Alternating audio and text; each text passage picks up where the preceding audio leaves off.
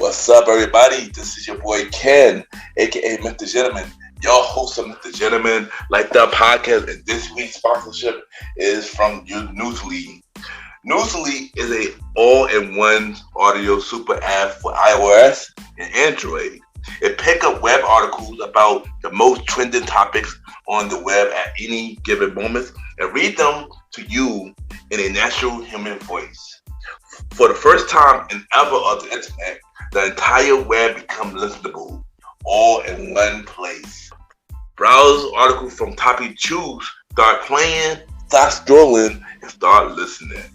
You can follow any topics as you specifically as you like, from sports, science to Bitcoin, even for the Kardashians.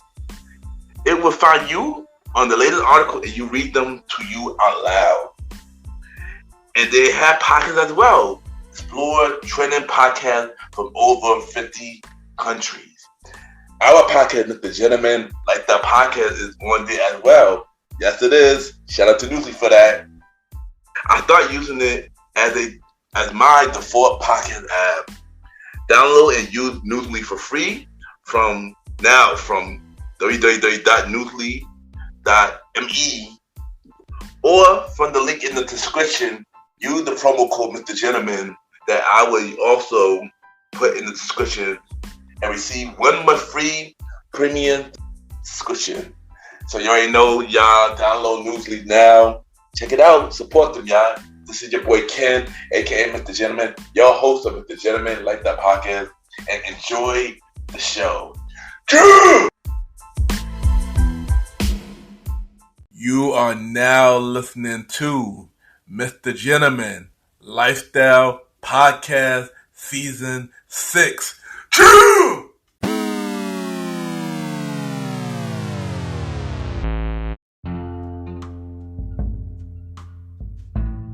Hello, everybody.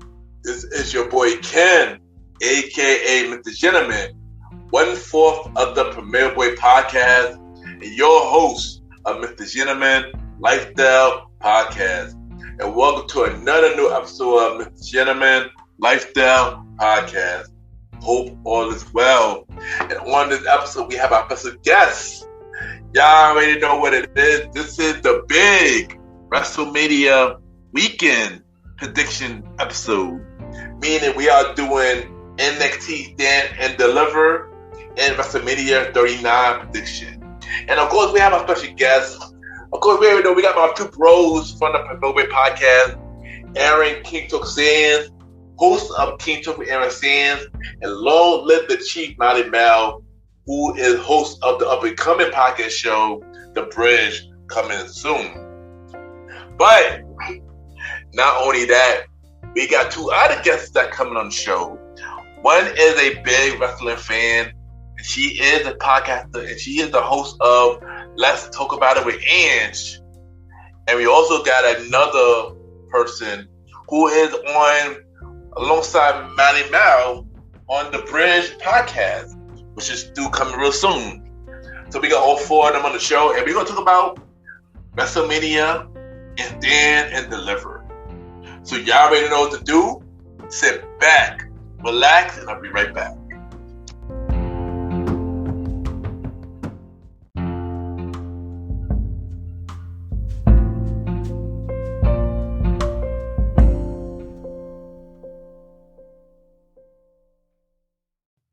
This is Aaron Sands, and you are now listening to the Mr. Gentleman Lifestyle Podcast.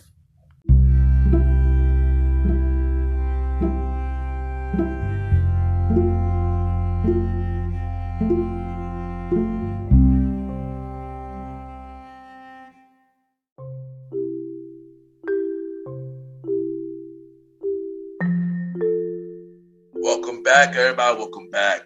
And at this time, I will be giving y'all the Mr. Gentleman Facts quote of the day. And today's quote of the day is, "Don't let your talent die with you." And what I mean by that is, if you have a talent, go out there and do it. Don't waste it and you regret it later. Don't let your talent die with you. If God gave you a gift, use it. that is today with the Gentleman Facts quote of the day.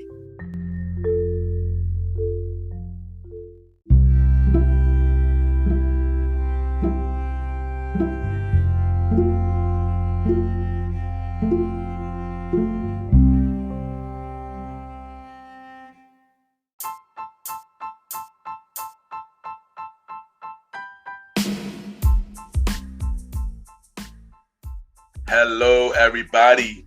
This is your boy Ken, aka Mr. Gentleman, and I am the host of Mr. Gentleman Lifestyle Podcast. And this commercial break is brought to you by Mr. Gentleman Lifestyle Podcast. On Mr. Gentleman Lifestyle Podcast, we interview many guests about their life journey, pretty much where they come from and where they at now. Also promoting their brands or whatever they're doing at the time they come on the show. We also have the host talk about personal stories about himself and everything that he's been through. And also we have fun conversation about anything music, anything old school, relationships, wrestling, and many more. And y'all can tune in to Mr. Gentleman Lifestyle Podcast every Sundays at 12 a.m. We are also on every Thursdays at 12 a.m. for Spin-Off Series Thursdays, where we have all of Mr. Gentleman Lifestyle Podcast spin-off series all in one day, where we have a conversation about music podcast every first Thursday at 12 a.m. The Old School Show with myself and the Star Roddy Rod every fourth Thursday at 12 a.m. And we have Date Night Talk Podcast with myself and Miss Vanna B every second and third Thursday at 12 a.m.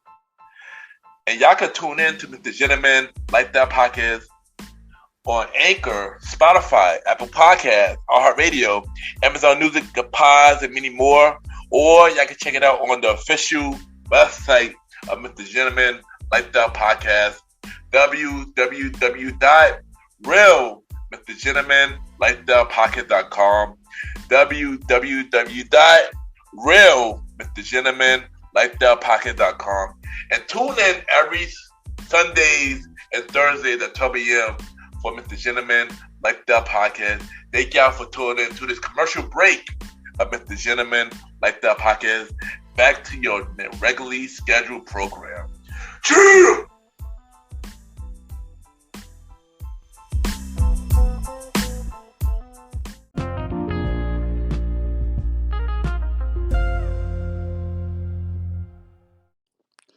This is your girl Anj, and you are listening to the Gentleman Lifestyle Podcast.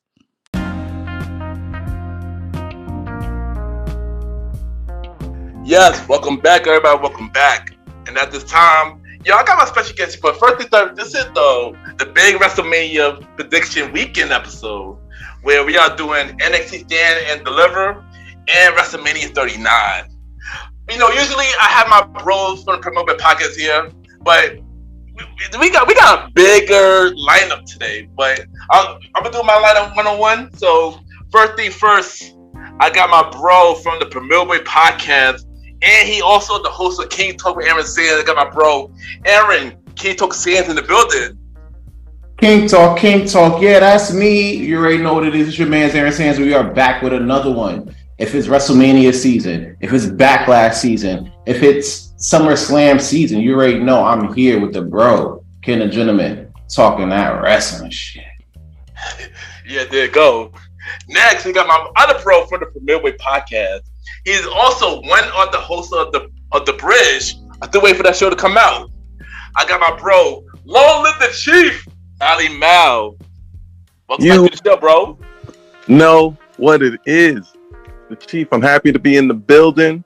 We about to predict some wrestling. And I know for a fact now that we can put money on this. I'm about to win some money. Okay, there you go. Okay, next, she is a big wrestling fan. She is a podcast host. She got a podcast show called Let's Talk About It with Anj. We got Anj in the building. Anj, how you doing? Welcome to the show for the first time. I'm good. I'm ready to talk about some wrestling. Yeah, there you go. Oh, and now last but not least, he is also another host of the Bridge Podcast. Do wait for that show to come out. we got 21 Cal, the Source King in the building. Cal, how you doing? How's everyone doing? I'm ready to talk about some wrestling. I'm here to talk about some head of the table talk. Okay. And there you go. Oh, he ready. But there you go, y'all. Welcome to the big WrestleMania weekend prediction show. And how are y'all doing today? Man, we unbelievable. We fired up. We 24 hours away from the show of shows, the granddaddy of them all. It's the best week. It's the best weekend of wrestling. So you know. Facts. So let me ask y'all, let me get a quick poll real quick. Do you guys think this event is going to be big, or you think this is going to be stupendous? It's nothing that's going to be stupendous. No fucking. It's not stupendous. We already have stupendous. You don't need another stupendous. Can you get bigger than stupendous? I don't think it gets bigger than stupendous. Now that stage is stupendous. Oh yeah, that's a whole. That stage was next level. I don't even know the word for that, but that's probably one of the best stages they ever made. I've been keeping no secret. I purposely that I want to be surprised. Yeah, this year definitely go to Hollywood, and if you haven't seen it yet, it looks nice. I did see it. It looked really dope. It looked Triple really H out here spending some money. Yeah, some like the pyro and everything. They even dropped the cold opener for WrestleMania 2. Oh, they did. Yeah, it was nice. Triple H like, let's not spend money on these hoes. Let's spend it on the set. You know they got to save that pyro for Roman and Cody. Oh, that's a whole fact. You know you spend good money on that alone. Yes. What by himself? And for Charlotte, you know, Charlotte needs her pyro too. Oh yeah, you know her entrance is gonna be crazy. Her and Bianca. Bianca said she had a good entrance this year, so I think Bianca's gonna have a crazy entrance too. So you know what? Never mind. No, you know what? That's an interesting question. Now that y'all brought that up, who do y'all think will have an instant entrance? Thank you for bringing that random conversation in. You know who I think is going to have a pretty memorable entrance. Edge, especially with all the talk of Gangrel might be showing up to WrestleMania, and Christian potentially getting a night off from AEW duties to pull up, bringing back possibly a top 5 theme song. You know what I'm saying? Like, oh, that's fact. I did hear that Gangrel rumor. I heard that rumor as well. I think Cena's gonna have a really good one. Yo, you know who I think? Dominic Mysterio. He gonna come up with the Eddie car. Watch. Yeah, he gonna come out mad disrespectful. He gonna come with the Eddie car. We're gonna pause on him because that's another conversation. Oh, when we get to that, and Molly, what about you? What do you think about who is going to have the best entrance? Who's going to have the best entrance at WrestleMania? It's a hard question. That is very hard because Seth is there. He gonna act out. Going to act out. But I forgot about Seth. Seth, his entrance is Seth had crazy. a choir one year. Yeah, he acts out. He had a choir or something. Oh, he did. Yeah. I think his song. Was it last year? Was it either last year or 2 years ago? I think it was 2 years ago. It had to be like last year. Was it? It was during the pandemic WrestleMania. The one they 2021, right? No. Yeah, the one they did. The one when they had like less people. Oh, yeah. 2020 did. Yeah, because I don't think 2020 they didn't have any fans. So 2021 is probably when he had the choir out there. Wasn't that the one that came back, right? Yeah, when he came back. That's when everybody first came back. Fact. And you know what? I was gonna say this question for later, but I might as well just get this out the way now. Who is gonna be a surprise at Mania? Rock. People champion. Oh, you think The Rock? You think The Rock? Wait, that's the rumor I'm thinking too. I'm thinking The Rock might show up at the end of that match. Wait, before we move all the way on, also, I think Austin Theory is going to surprise people with his entrance. Mark that down that I said that. I got you. Okay. Do you know who I think is going to have a surprisingly good one? Rhea Ripley. Yeah, this is Rhea Ripley's. I'll get more into that match in a minute, but Rhea Ripley, that might be her night. I ain't gonna hold you. Fact. But you know what? Now let's get this out the way. Let's do the NXT Stand and Deliver card real quick. You know, let's get those card out the way. Let's get that card out the way. So let me get second place out the way. Oh, Yeah, nah, that ass. Like, that's it. Back. Even though I love NXT, but this is about Mania. So yeah. So the first match. Well, first thing first. When we do this order, Anj would be first. Mm-hmm. The Source King would be second. Chief would be third. Sans would be fourth, and I would be last. So the first match in the NXT Stand and Deliver is Johnny Gargano versus Grayson Waller in an unsanctioned match. Who you think is taking that? Definitely Johnny. He do this. Grayson Waller was disrespectful. I honestly picked Johnny too. In the last unsanctioned match, did he win that one when he fought Ciampa? I don't remember. I think he did. He lost one of those matches when he turned. Like he lost one match. No, I think he won. He won that one, right? I think he won. Yeah, he won. It might have been the last man standing match he lost. One of those matches. He lost one of them, but I can't remember. Alvin showed me that fight. That was crazy. Yeah. I definitely think Johnny Gargano's winning that.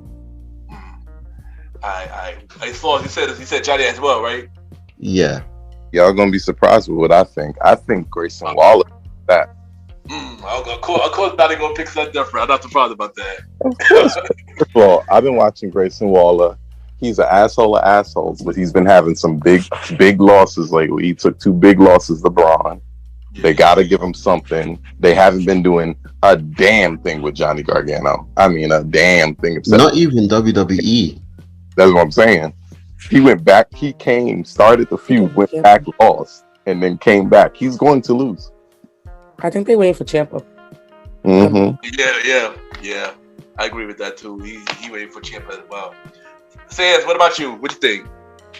I'm gonna have to go with Alvin here. I'm going with Chief, man. I'm going with Grayson Waller. Being the fact that what I've seen from Gargano has been trash since he came back. I haven't seen nothing spectacular, nothing major. Waller's been this pretty wildly disrespectful heel, which I personally like. He pulled up to his home. Right. Like, when you don't give no fucks, you pull up to niggas' crib. So that's probably look at your bitch. Funny. Pulled up on your shorty and your baby. So yeah, and on top of that, I think it's Grayson's time to actually become like a mainstay either at NXT or potentially pull up on a main roster on a Raw night. You feel me? Well, see, my pick. You both sides say good picks, but I'm gonna go with Johnny on this one. He came back to NXT for redemption on Grayson Waller, and that is like he's gonna do. He's definitely gonna win. I do agree that him on the main roster haven't been the greatest, but like Anj just said, I agree with her. I think they are waiting for Ciampa. So WWE is treating Gargano like how they're treating Ricochet. Or how they treated Keith Lee before Ricochet better now.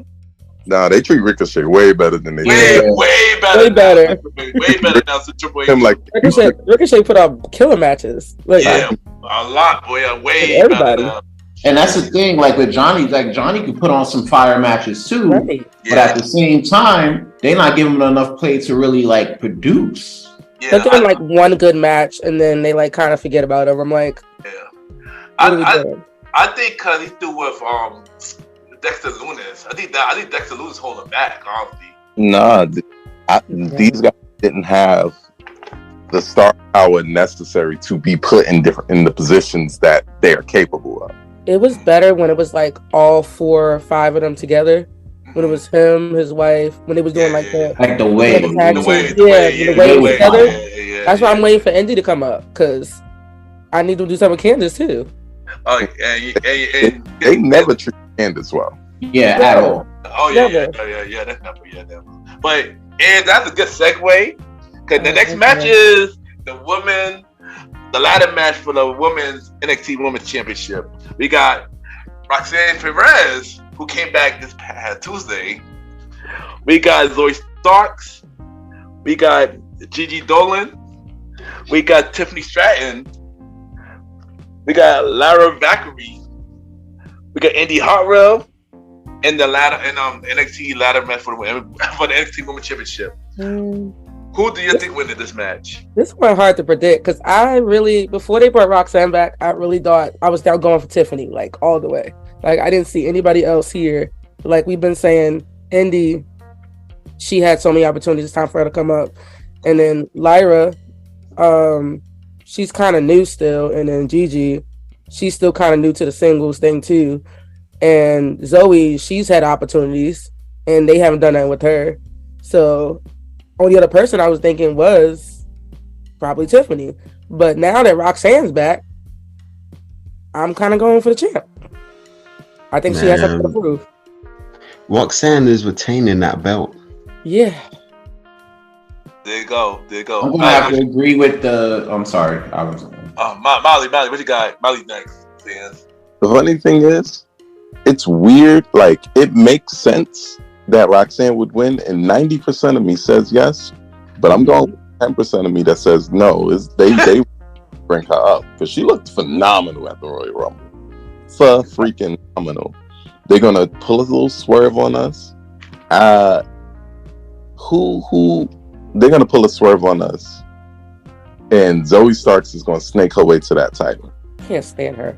Roxanne is gonna go up, and who definitely not to bet your money on is Gigi Dolan. She is not winning that match.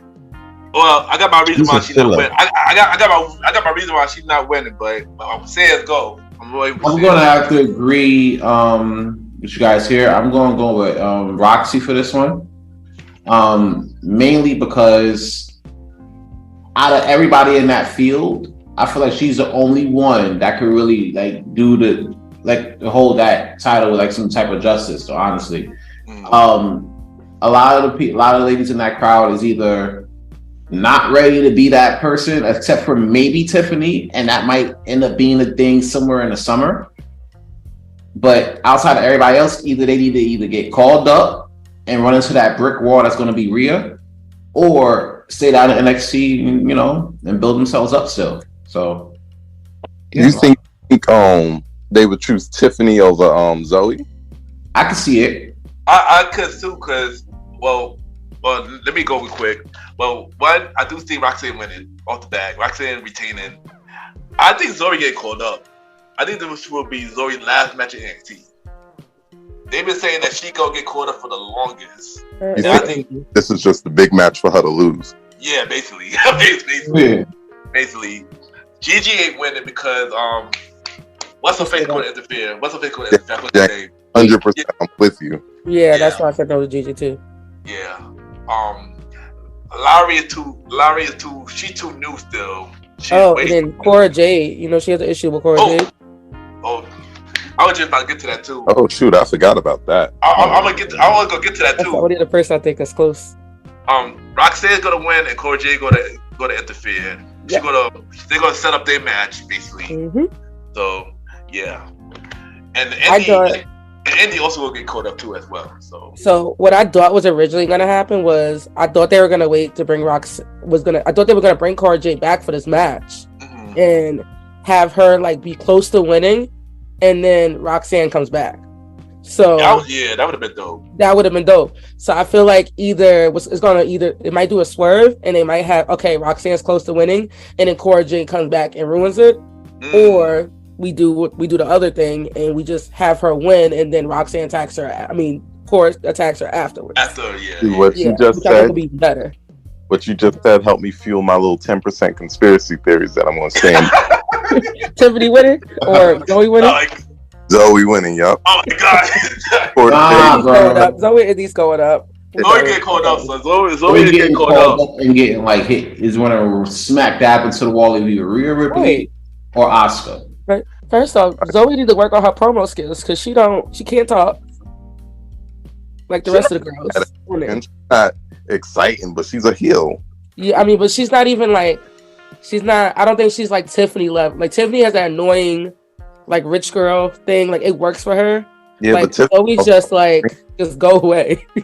But also, Zoe can't get caught up yet. Zoe can't get caught up yet because she also got finished the feud with Nikita Lyons. Oh yeah, she beat her and then Nikita got injured again. Yeah. I feel like Nikita. I feel like I want to know who attacked her. They do the answer that either. That's what I'm saying. They do the answer that, yo. Zoe and Nikita, because they should beat her on, and then Nikita got hurt. I don't understand people. Like, you need to have a best friend that go with you in the parking lot, because y'all should know better. Most dangerous place in the most dangerous place in the world. Everybody should legal about that shit. Everybody should know better about that. I'm gonna tell you about that. They're the main ones over here attacking people in the parking lot. Jeez Louise, man. That NXT parking lot, man. So the next match is the NXT Women Tag Team Championship. We got Fallon Henley and Kia James versus Alba Fyre and Issa Dawn. Ooh. Definitely Alba and Isla, because first of all, Isla Dawn been there since they started NXT UK, basically. Yeah. And she has had, if you've seen like some of her matches she's had since she's turned heel, like when she like matches she had with Miko and anybody like that, she's definitely goes into that post spooky realm, and she's very talented, and she was trained by Malachi Black now. She was trained by him, so she's like real legit, and we all know Alba Fyre. She's just legit in her own right, but definitely a long time coming for both of them. So I hope they get that. She finally gets her moment. So, because I think Kiana James and Fallon Henley, something's gonna happen with the whole love triangle, thing going on, this romance stuff. Like, I don't know about this. Something's gonna come out. I think the titles are gonna change hands. Mm-hmm. I think Fallon is definitely gonna get pinned.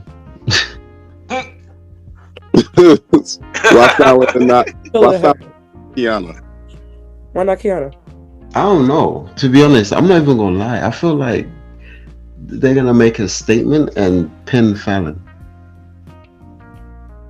Well, so you feel like they just gonna run through them? Yeah. I think this is the next level for them. I personally agree with y'all this time. I do believe about time. Yeah, finally. It's on.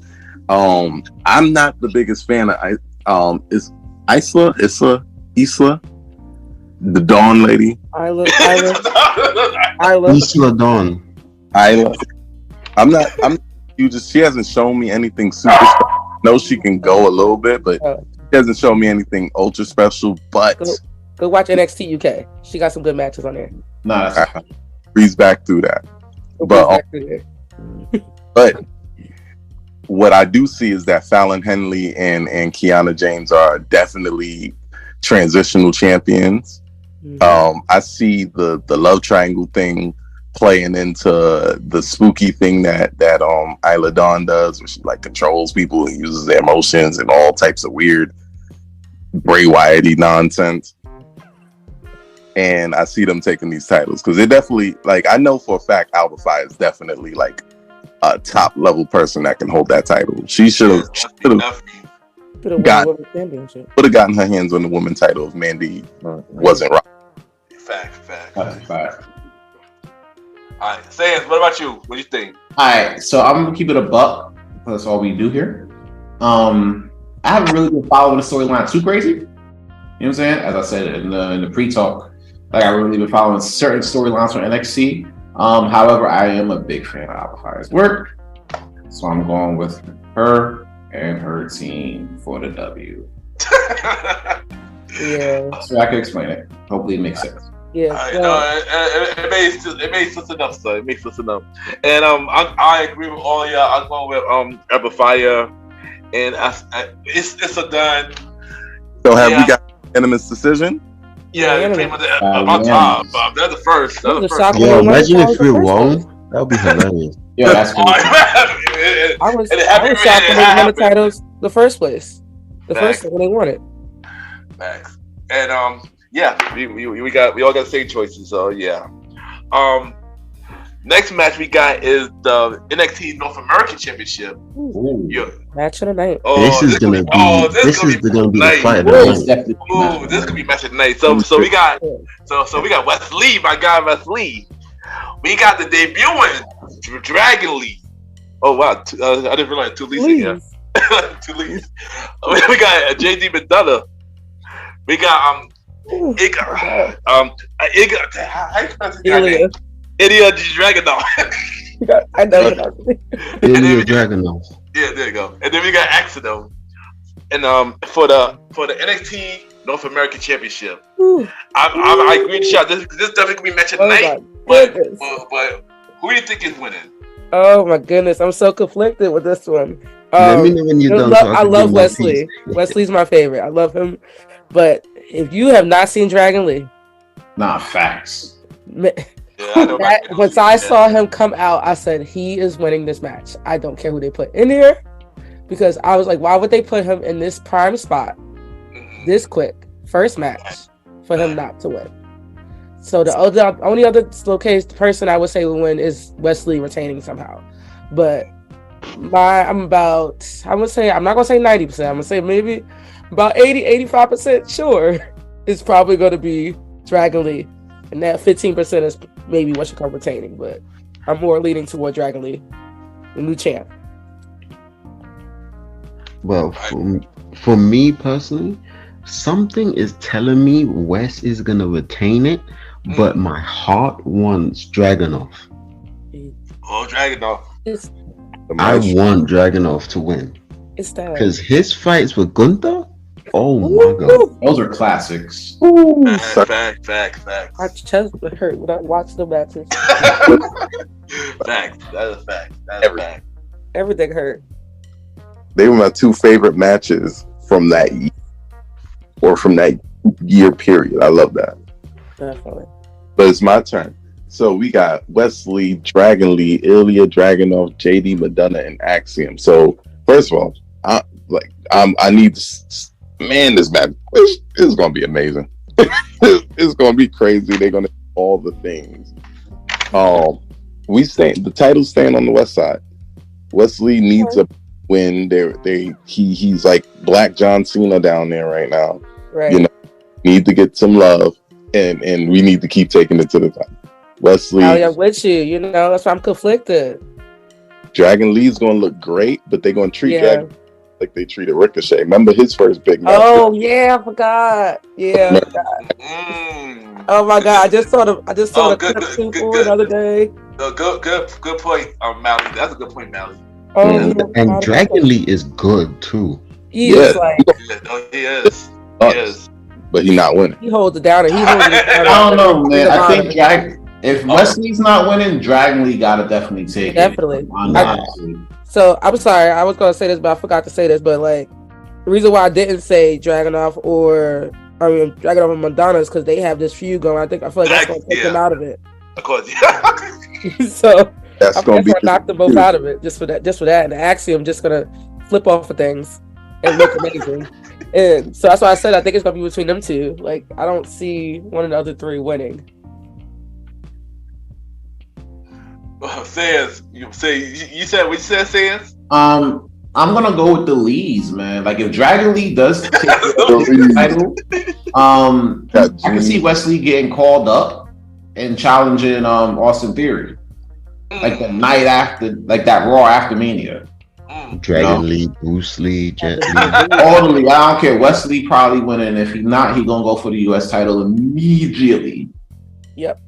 Yo, and y'all forgot the best Lee, Bruce Leroy. No, that was a bad joke. That was a bad joke. That was a bad joke. But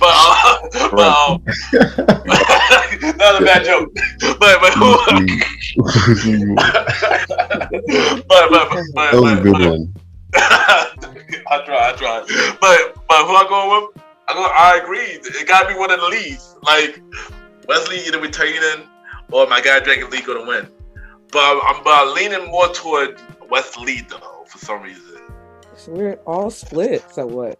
Yeah, basically we all say the two leads going to win. But you really want to know who's going to be the real winner of this whole thing, though?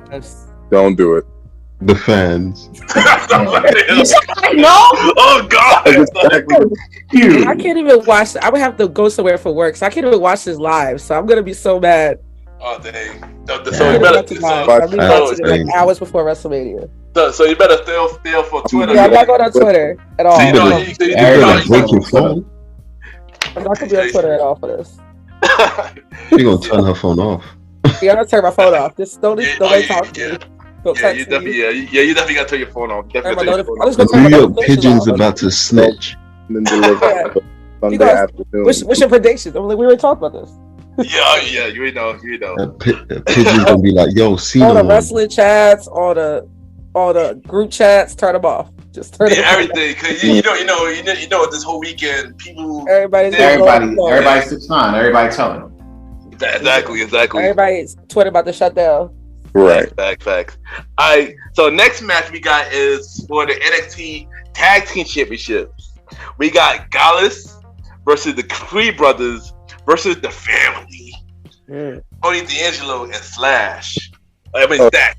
Now I like that. The Family. I like that. The Family. I like all these teams. Fact, me too. I like everybody in this. I feel like I would be mad. I know who's gonna win that one. Like, I feel like any other match here, like, I'll be mad if somebody won. But, like, this one, I'm like, if anybody wins, it's okay. But I'm gonna go with Gallows Boys. Stay on top.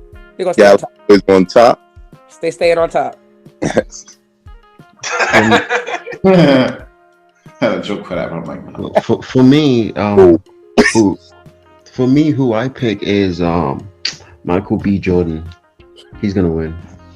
Shout out to Michael B. Jordan. Michael B. Jordan. I get the Creed Brothers. The Creed Brothers. Oh, you Creed Brothers. I'm over here giving a shout out. Just went over here a minute. Nah, the Creed Brothers are gonna retain. Oh shoot. Oh. What about you, Molly? Oh shoot. That was a good one. That was a good one too, by the way. That was a good one. So we got Gallus Boys, we got the Creed Brothers, we got the Family. The Family. Jonathan Major. You know what I'm personally sad about? I'm personally sad that Pretty Deadly isn't in this match. Yes, boy. Host though. Yeah, they're the host. They're the host though. They're the host. It's gonna be entertaining. Like when they wrestle and do the thing where they jump off each other's back to attack people. That's my favorite. Why? Hold on. Sorry to cut you off, Molly. I just thought about something. Mm-hmm. What is Pretty Deadly? Since they're the host, when did they put themselves in this match? Like New Day was about to do the WrestleMania. Yeah. They still gonna lose though. That makes me sad because they've been on a losing streak, but you saw how depressed they was after they lost the titles. Mm-hmm. They came out and had that match with who was they fighting? And they was like, and they didn't even care about nothing. Like they were gone. I can't even remember who it was. I forgot who it was too. It wasn't Gallus. It was somebody. It wasn't. It couldn't be Gallus. It had to be somebody else. It wasn't Malik, Blade, and Idris and my favorite creative characters. I think it was them. It might have been them. I think it might have been them. That is the type of match they would throw at them because they really do treat them like the creative characters. Them boys overalls is. They be showing up, but they just don't. They can never win the big one.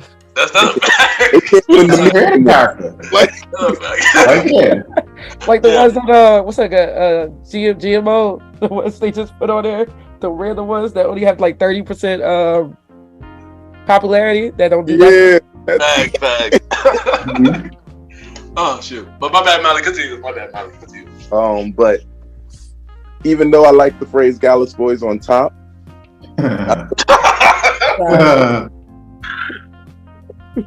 oh shoot. With Tony D'Angelo and Stacks. They've been doing a lot with them lately. It's time for D'Angelo to get a big win. Alright. Sans, what about you? All right, so real quick, I'm gonna have to once again. I'm gonna have to agree with the Chiefs, man. I'm gonna have to go with the family. The one thing about like new NXT, there's a lot of new NXT about new NXT that I wasn't really a fan of at first. One of the things that I was actually a fan of was Tony D'Angelo and the family.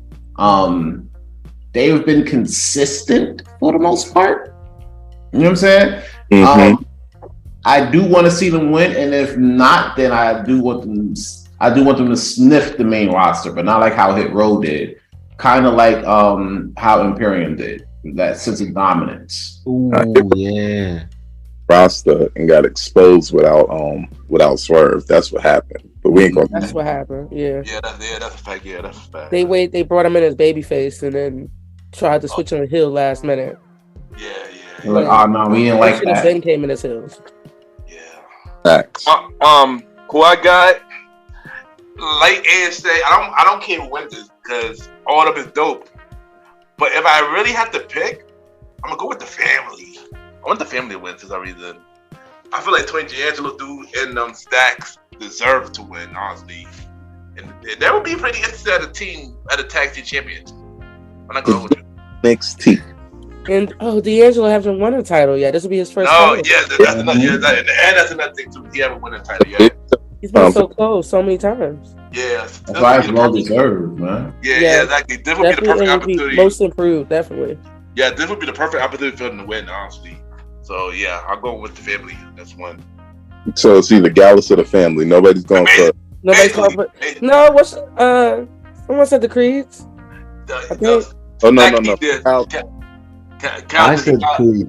He did say the Creed. Yeah, he did the Creed. I like the Creed brothers, but I don't feel like their business with Sangha and Veer over. Yeah, I agree. We still got to finish that feud first before they talk about titles. I think. Yeah, I agree. Ivy's out there. Do you think what's her name gonna come up there and distract him?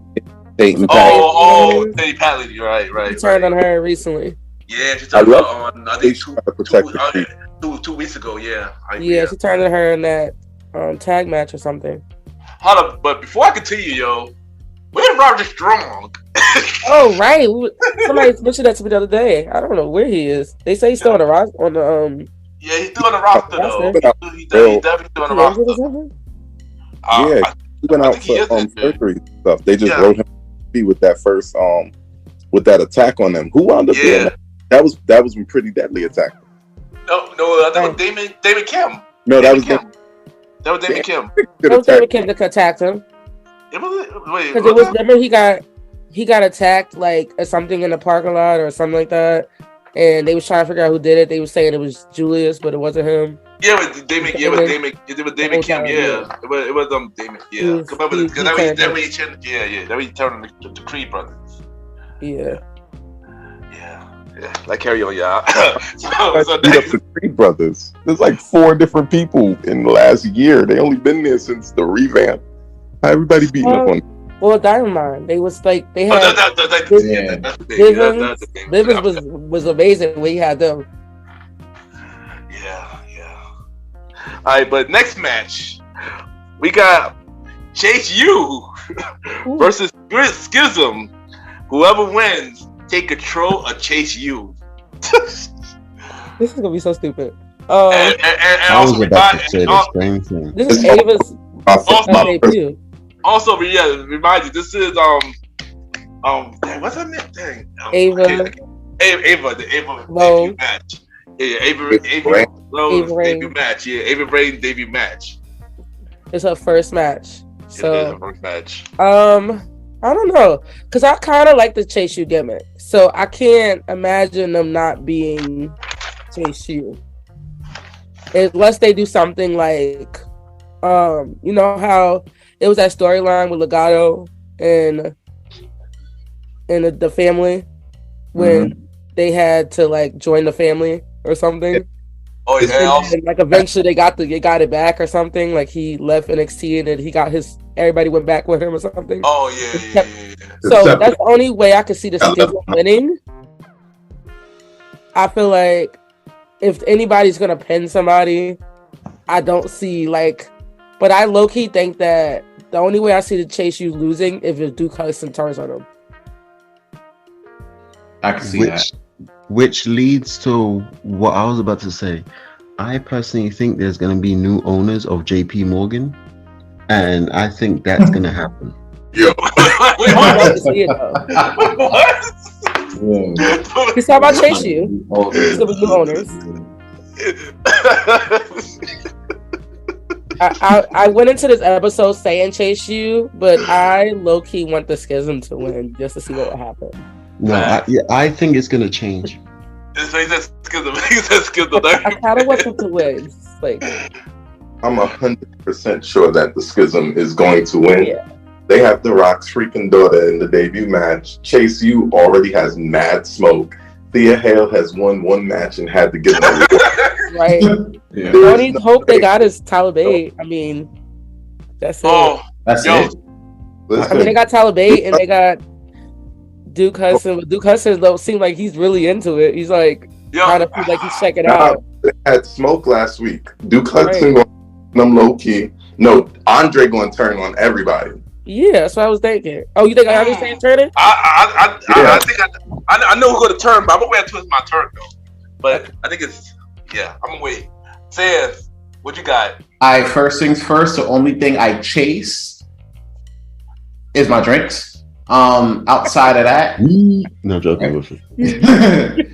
I'm gonna have to go with Shizzle, man. I've been watching like their stuff real quick. At first, them bringing on The Rock's daughter for this one was kind of like but then I actually got to like watching some shit like before I came on. I was like, okay, this might be a vibe, Chase U, I like the gimmick, but I would like to see how it would go if it was a little bit darker. And I think this may be the way to go. So More like Judgment Day. nah, not like the Basement of Despair. Nah. He said that's too dark. Yeah, that's like the. We ain't talking about the Dungeon of Despair. Like with something like something close to for NXT. So who I got? I ain't gonna hold you. Before this prediction episode, I would all the way Chase U. Mm-hmm. But then y'all made me change my mind. I do think somebody is definitely going to turn. But for some reason, I do not think it's Duke. I think it's Tyler Bate. That's bold. Jumping out the window. Bold statement. Yeah. That is a bold statement. He just joined. I know, but I don't know. For some reason, everybody think it's What if Duke. it's like Dia or somebody? What if Dia like just flips? I don't know. I could see some. I feel like if her and Ava get something under their wings, like her being the little person versus the big person, Facts. that would be interesting to add to the tag division, because that women's division needs some help too. Yeah, I agree. And it give her some experience points. Right. Both of them. They both need it. Right. But Different wins. I do agree with y'all. I am going with Schism. I think it will be like a there's a little Phantasma situation when they went with the family. Also, something like how Karen Grimes was with LA Knight that time when LA beat him when they beat Karen Grimes with the Ted DiBiase title, and he had to be. He's gonna win. Remember that. Remember when Karen LA they beat Karen Grimes and Karen had to be the $1 million title. Yeah, I love it. That was fun. It was fun. Yeah, that was fun. It sounded like that, yeah. But where's Cameron? I have Good question. Is he injured? He can't called up. He's called up. He's been doing like dark matches and stuff, I think too.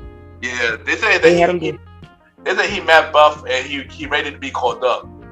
Oh, he went away to work on his body. Yeah, That's yeah.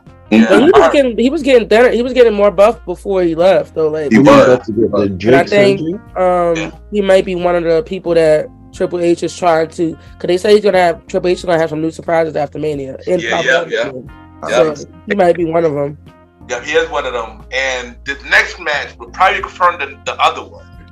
So the main event for NXT Stand and Deliver, which is the youngest WrestleMania weekend match ever as of right now. Braun Breaker versus Carmelo Hayes for the NXT title. Yeah. Listen, I think match not be Wesley and them, but I think the fight feel that you're looking for is coming right here. This is what you turned on that freaking show for. Facts. Yeah. I'm just gonna start it. We're just gonna say Melo's winning because I mean we've been waiting for this match forever, and we thought we were gonna have us like at New Year's Eve or something. Mm-hmm. But I'm happy they saved it for him to have this WrestleMania weekend moment. Super happy. He has been one of the MVPs, besides Braun. He's really been him and Braun, and I would say people like Grayson Waller. Yeah. There's a few others. They've been really holding it down with this new NXT that's been going on, and some females too. Like Roxanne and Cora Jade and those like that, and new ones covered in. So they've been one of the people that really been holding it down. So I think that it's his time. It's his time. He put in the work. Yes. Yeah. I want to have to agree too. I can see Braun getting called up immediately after to go against the winner of Cody and who am I kidding? Roman. Wait, what? Yeah. I don't think so. The Roman treatment. We'll get to that in a minute. Wait, so that's a good pick, but it's Sauce Kingo. He's skipping turn. My bad, bro. I say Melo should win, but to be honest, I just feel like Braun should win and upset everybody. Monster Hill. Like turn Hill. Go get that real heat. No. That'd be dope. You should win, or you think you still going with Melo, but you feel like Braun wins, everybody's pissed? Yeah. The wrestling club gonna be pissed. I'm in agreement with that. First of all, not only they gonna have to deal with the what's the one I'm in, the AAW, the African American Wrestling Club. They gotta deal with a lot of people. Facts. Look, that wrestling, the kids, they legit. They see how they turned off Grayson Waller. Oh, the wrestling club. Yep. They here this weekend too. Oh, they are. They did that weekend. They was at they was somewhere. They was at one of the shows. They was somewhere last night. I think they probably went to SmackDown tonight. So, but listen, I need one of y'all to ask me who gonna win. Who gonna win? Yeah. I almost said that when you asked who was gonna win. Maybe I did now. Win. I said I walked right into that. Oh shoot. He has so is this unanimous, guys? Oh no, it's not unanimous. Someone said wrong. Yeah. If it's unanimous, I say what I'm saying. Nah, it's unanimous. Melo can't miss in this one unless Trick turns on him. I did not think about that. Outside of that, anything short of Trick turn on him, Melo takes home the title. Braun goes up to face the winner of the world of the undisputed title match. That's a claim. Who I got? I'll go with Melo as well. Melo is definitely winning. I don't think Trick is going to turn on him yet, but I think it's going to happen eventually. Yeah, but not yet. But I do think still not greed, but he still do. Yeah. He got good. He could talk on the bike and stuff. He could talk. Yeah, he could talk. So that backs him up. That helps a lot of people. I would say, let me give you a good example. People that could Russ they weren't bad. Like Carmella. Carmella could always talk. Because that's what she was, right? Because she was always the mouthpiece for Enzo and Cass and stuff. She always spoke for them, talk and stuff with them. Yeah. But once she became Miss Money in the Bank and champion, she got better. She studied, she got better. Mandy Rose is a good person. She got better. Fact. Alexa Bliss started off kind of. She was kind of the backup too. No, you're right. She started using all those tricks and stuff. So you could always start off talking and then pick it up in the ring, and some people just don't get it. But that's a fact.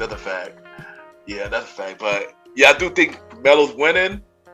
I think Trick gonna turn him a little bit later when down the line Yeah, once you start really cheering for Melo like as a face. Yeah. It should have been me. I don't know about the whole immediately challenging Cody thing. No, I don't think. I feel like maybe like I got somebody else for that, but I'm gonna save that until we get to later. Yeah, but I do think Braun is getting called up though. I think he's getting called up though. I don't think he get called up, but not for no Cody and Roman match. I got another thought about that match too, but we wait till we get there about that. Yeah, we wait till we get there.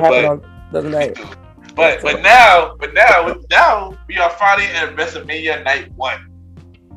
So yeah, night 1, and we're gonna throw this first match. We're gonna start with the opening match.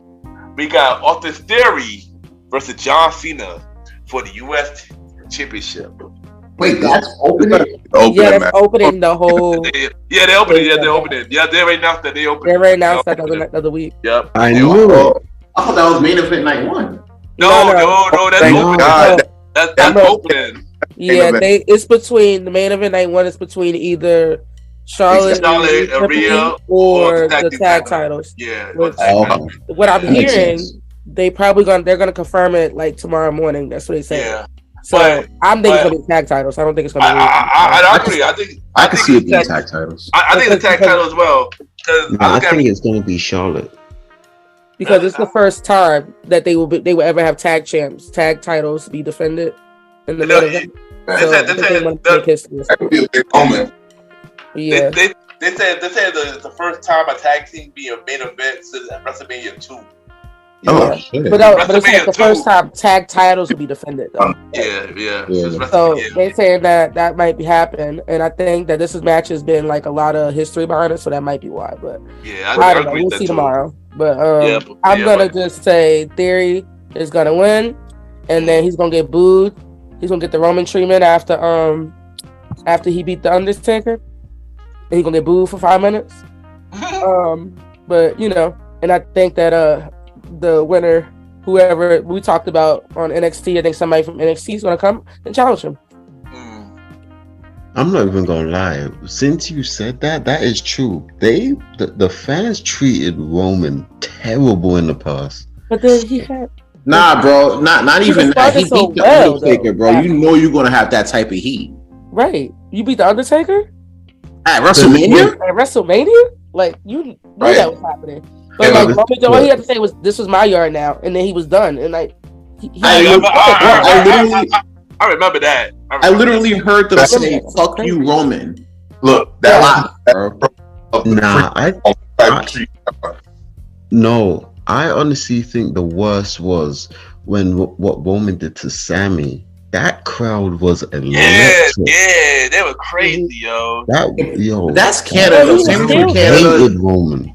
No, that wasn't in Canada. That was it was the Royal Rumble. Which one are you talking about? Oh, that's when they did that. That's when yeah, you're right. They did that Royal Rumble, right? They hated Roman, boy. Oh, the Royal Rumble was one of the worst. When they just showed that clip, when I watched the what's it called, the Rivals with him and Brock Lesnar, they talked about that, about the Royal Rumble, and they came behind the scenes. They said it's okay, like just breathe it in, like how his reaction was, because I'm like, it's better that he got a reaction than none, because he could have gotten crickets. Like, you don't want no reaction, so he was just like, they kind of reassured him, like, you did good, you did a good job, they'll come around eventually, Hashtag Bobby Fish crickets. Nah, but I honestly think this fight, first of all, Austin Theory versus John Cena is gonna be amazing. It's gonna be technically sound. It's gonna be a sleeper. But yeah, Austin Theory is gonna win. But it's gonna be a close match. Yeah, he gonna kick out of everything. Facts. Alright, Mali, what about you, man? This is the match for Theory to win. They've been building up Theory in this weird, slow way, but still fast, just showing us that he's good and then taking him away. This is the match where he's going to stand out. He's going to come out here. He's going to show off. He's going to get his ass beat by John Cena all day. Find a way to get a sneaky way into the ATL or roll up, and he's going to retain his title. Nah, I think Austin Theory's gonna win legit, but it's just gonna be a lot of back and forth. I don't think he's going to win legit, especially because they haven't given him a legit win. Yeah. Oh yeah, because everything's been like a distraction or with him and Bobby Lashley and Seth Rollins. Yeah. Jesus out of somebody. Yeah, because he fell on somebody. Mm-hmm. He fell on the pin. That's how he would have been. He won. That's funny. I didn't even think about that. Yeah. Sam, what about you, man? Alright, I'm a shock guy with this shit real quick, alright? Oh gosh. Oh gosh. A little off the Henny. You want to talk about it? Homie about to say Cena's winning, and then he's gonna no, Brock Lesnar with the belt. Cena gonna win and bring back the spinner belt real quick one time. Nah, but Lord, right? I'm for it. Austin Theory's gonna win this one straight clean. Yeah, I'll tell you why. See, yeah, straight clean.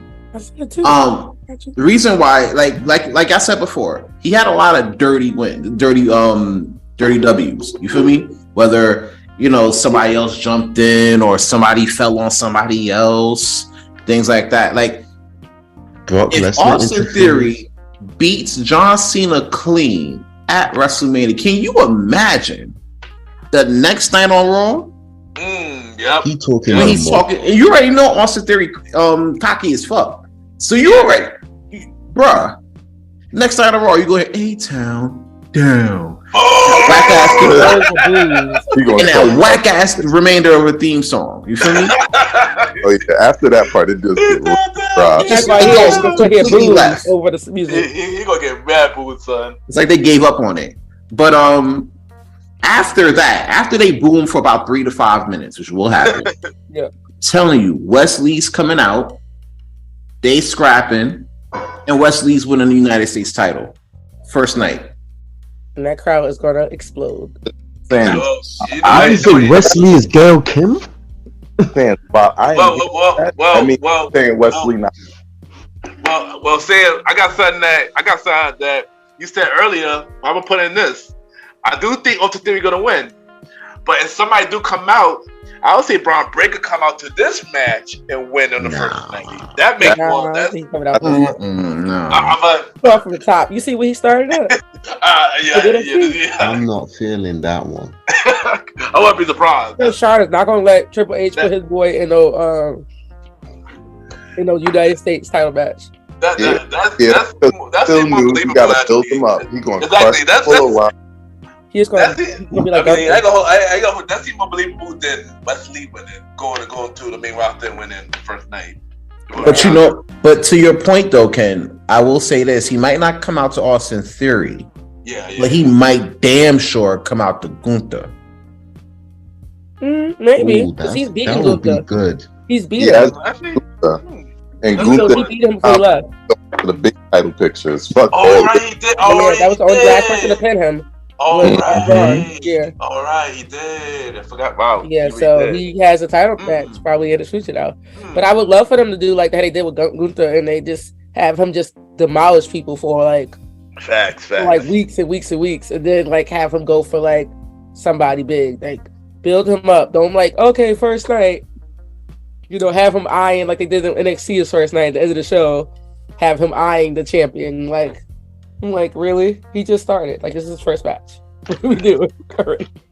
But it looked like everybody said the same thing. I think we all got the same choices for this one. All was Austin Theory. Unanimous. I gotta start calling it out. Yeah. That's like our second unanimous, isn't it? No, that's our third. It is third? No, we all say Mello? I think we said Mello, and I think we all said Isla, right? Yeah, we said Mello. I think it's our fourth because Odo said Schism as well. Odo said Schism too. Yeah. Yeah, I think it's 4. I think this next week we all might have the same thing as well. The next match we got is Seth freaking Rollins versus Logan Paul.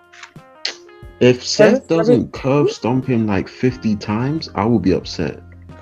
Everybody, let us say that. Let us say I answer the call to go to the next match because it's kind of obvious. Yeah. Hold on. That crowd gonna be crazy that night. Though. I ain't gonna hold you. That crowd is gonna be too much for Logan Paul to handle. Yeah. I think I'm gonna tell you this. I think this match is going to be a banger. I really do. Like, because Logan Paul has surprised so many people with his abilities. So I think this is going to be one of the matches of the night. And the thing is, Seth Rollins can carry anybody. That is true. But we realized, we found out that Logan Paul don't need nobody to carry him. Yeah. He can hold it on. Because you see, he did that buckshot Larry better than Adam Page did it. Well, I don't know. I feel like he hit that buckshot better than Hangman Page. He's a little lighter. So he can flow through the air a lot more easier. Hangman hits his, but it's a little more clunky because he's a rather bigger dude. You got to put all that shit in. Right. No, Logan Paul is bigger than Hangman. Hangman just don't have the footwork for that. Yeah. And Seth needs a win, so he lost Cody like 3 times in a row, and he hasn't won any matches. He lost his Universal title like after all those. I mean, the Universal title, his US title. You know, some triple threat match, and like randomly won some random pay-per-view. So I'm definitely going for. We definitely think Seth needs to win this.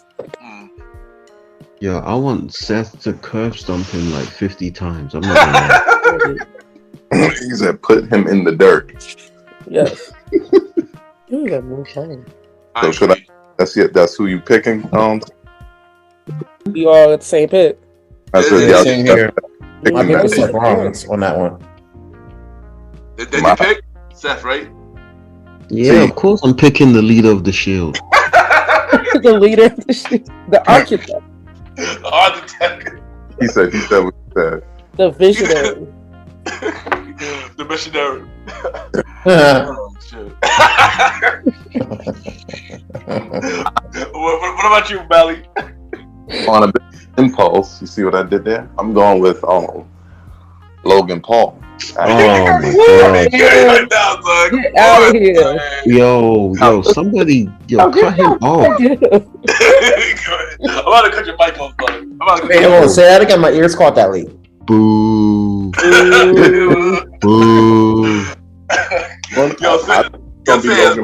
Everybody's gonna be singing his song throughout the whole match. That's a fact. It's over for Logan Paul. Hear me out.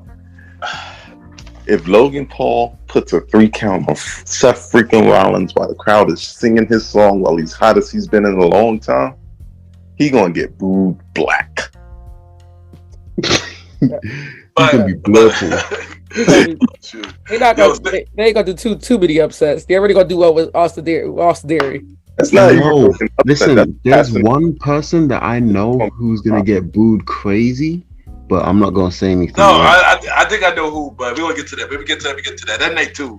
I know exactly what you talk about. Sands, who you got, Sands? Who you got for this match? Bro, I'm gonna have to go with Seth freaking Rollins, bro. Honestly. Yeah.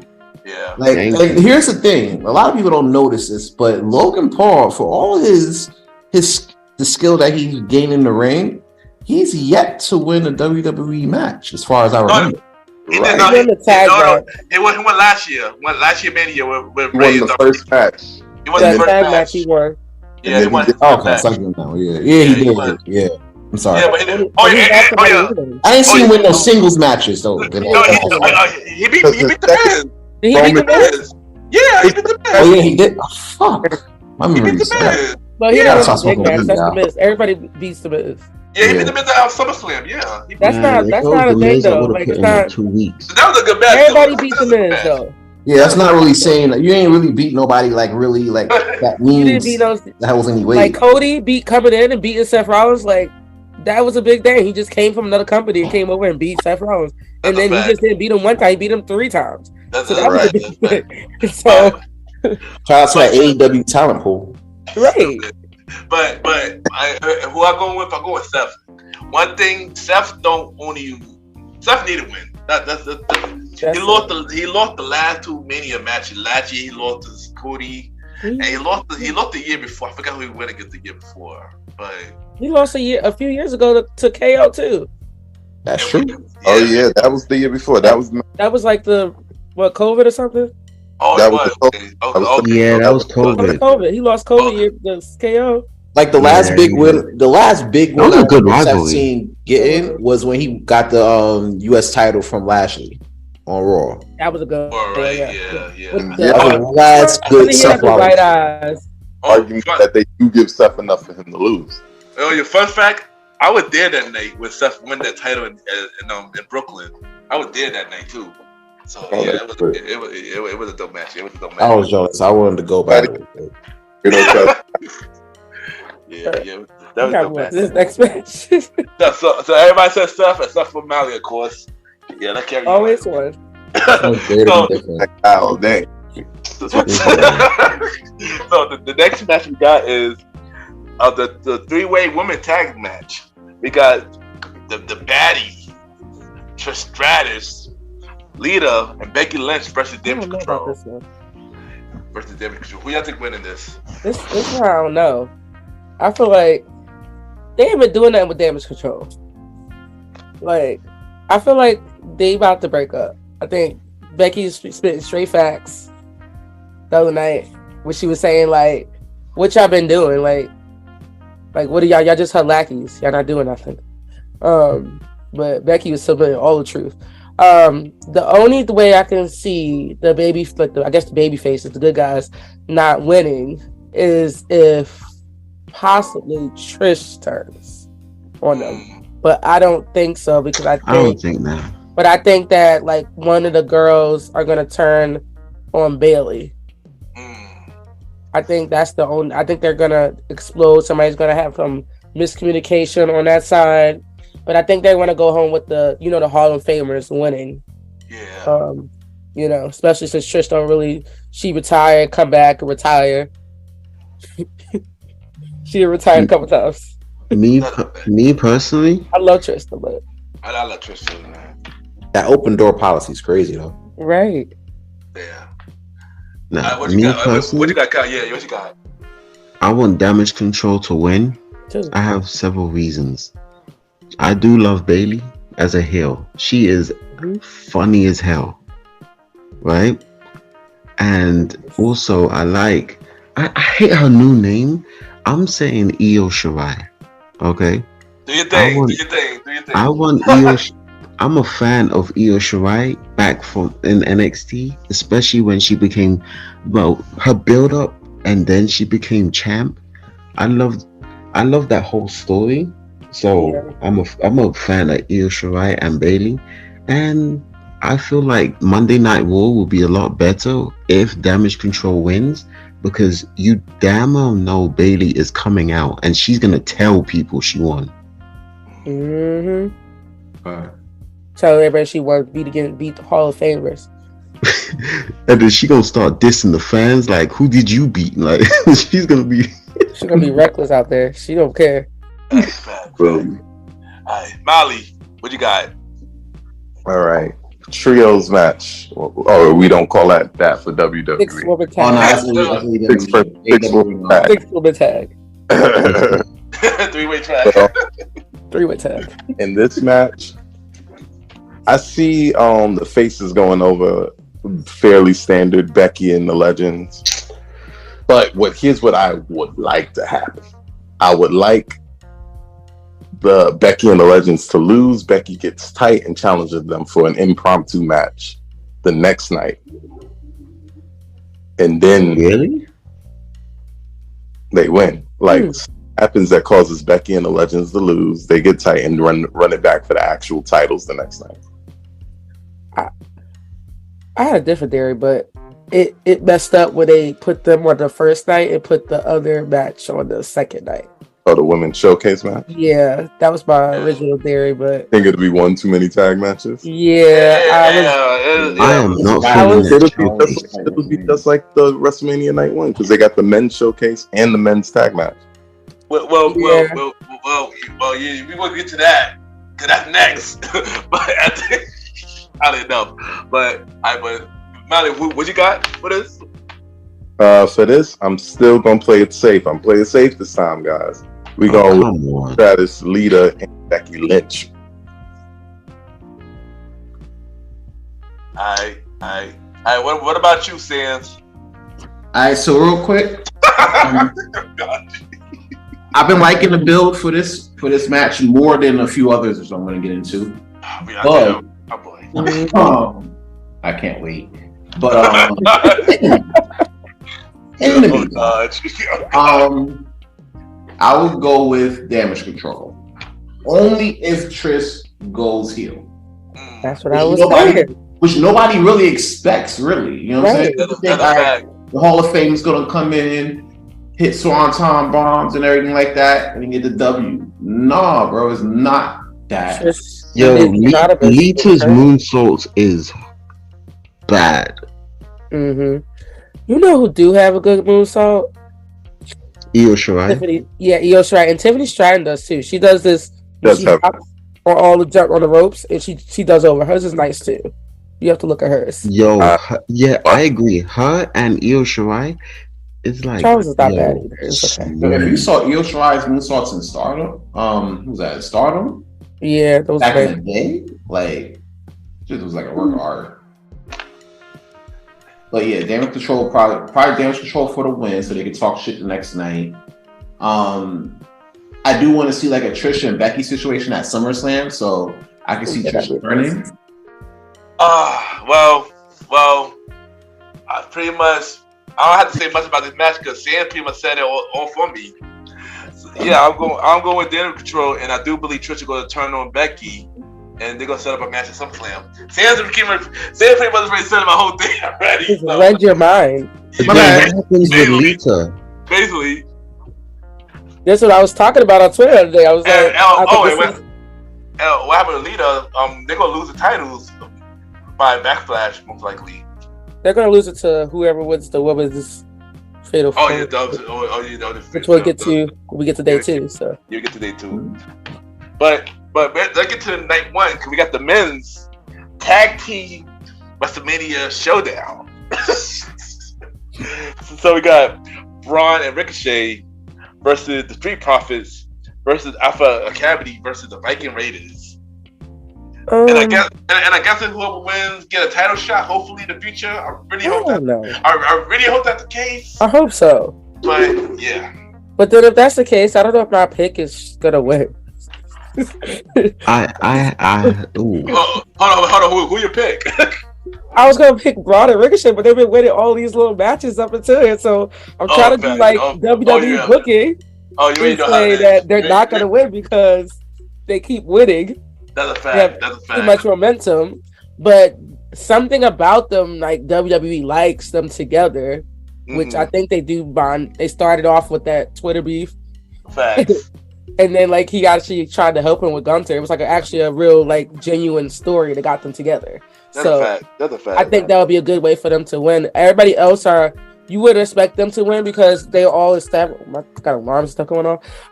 Because everybody else is established teams, but they're the only team in this thing that hasn't won a championship. Like together, like as a tag team. Well, Alpha. Oh no, they did. No, never mind. They did. Never mind. No, never mind. Yeah, Viking Raiders won something.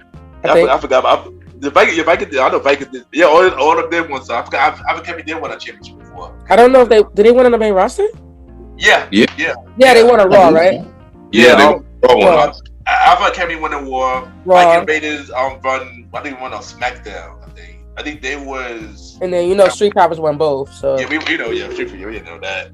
The Street Profits are probably gonna either Street Profits or Gable is gonna take the pin.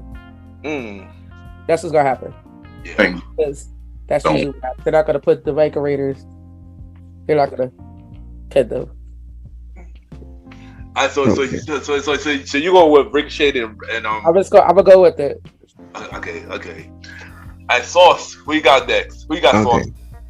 I believe the Viking Raiders is gonna win, but no lie, I want Alpha Academy to win just for the loss, because their theme song has me on the floor every time.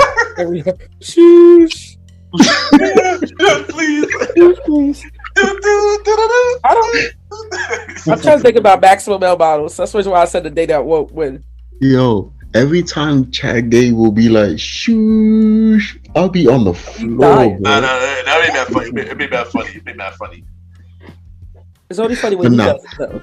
Right, Viking Raiders. But anyway, Chad Gable, I think Alpha Academy should win because Chad Gable is an amazing technical fighter. Man.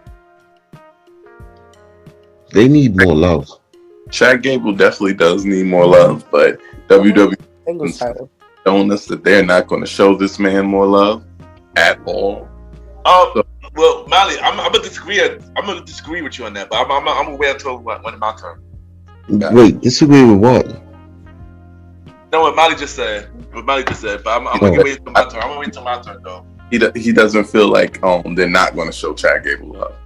They don't. I disagree on that actually, but I disagree on that too. I said wait. Yeah, I said the same thing. Right.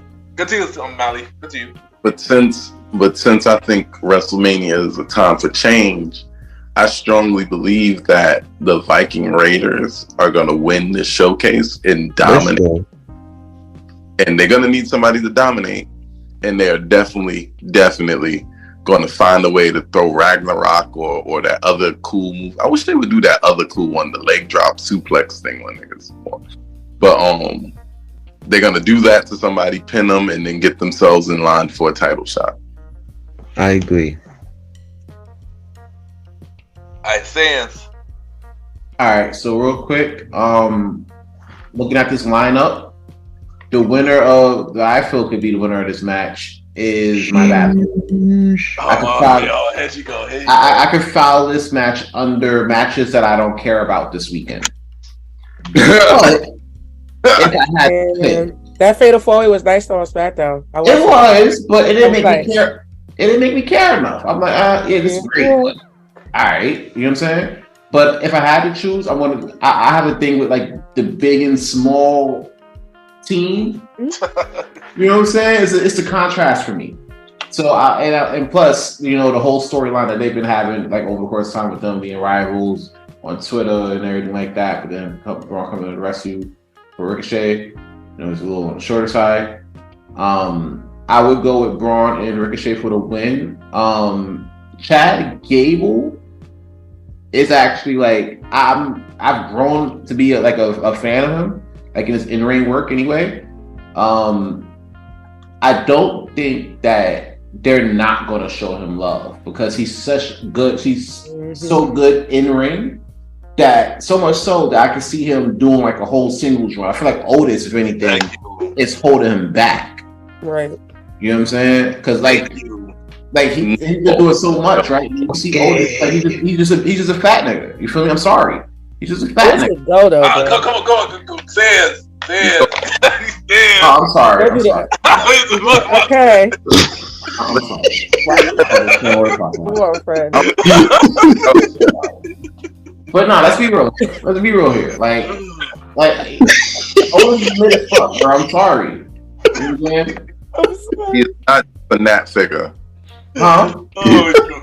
Come on, Sans. My bad, bro. Like I told y'all. Well, at least we made it through NXT without it. He did. You know what I'm saying? But then again, you got to consider this too. Like at the time, Chad Gable, right? He had Kurt Angle's son with him. You feel me? Yeah. So no, stop that. That was not his biological son. I know. I'm fucking around here. Oh my god. But no, like this, to be honest, right? Chad Gable, like his in-ring work has been so good. I can see him going on like a singles run and doing his own thing. He don't need Otis, bro. But as a tag team, I still think that's kind of mid. Viking Raiders, although impressive, I don't see them as a big spotlight team like that. You know, especially I said it. Oh gosh. Like the Viking Raiders are really legit good. Oh no, I'm not saying they mid, not by any stretch. But do you actually, right? Think about this. You sit there, you put them against like the Usos, right? Granted, if they still hold the titles by like Monday, right? Well, we're gonna get to that. Yeah. But do you really see that as like must see, can't miss?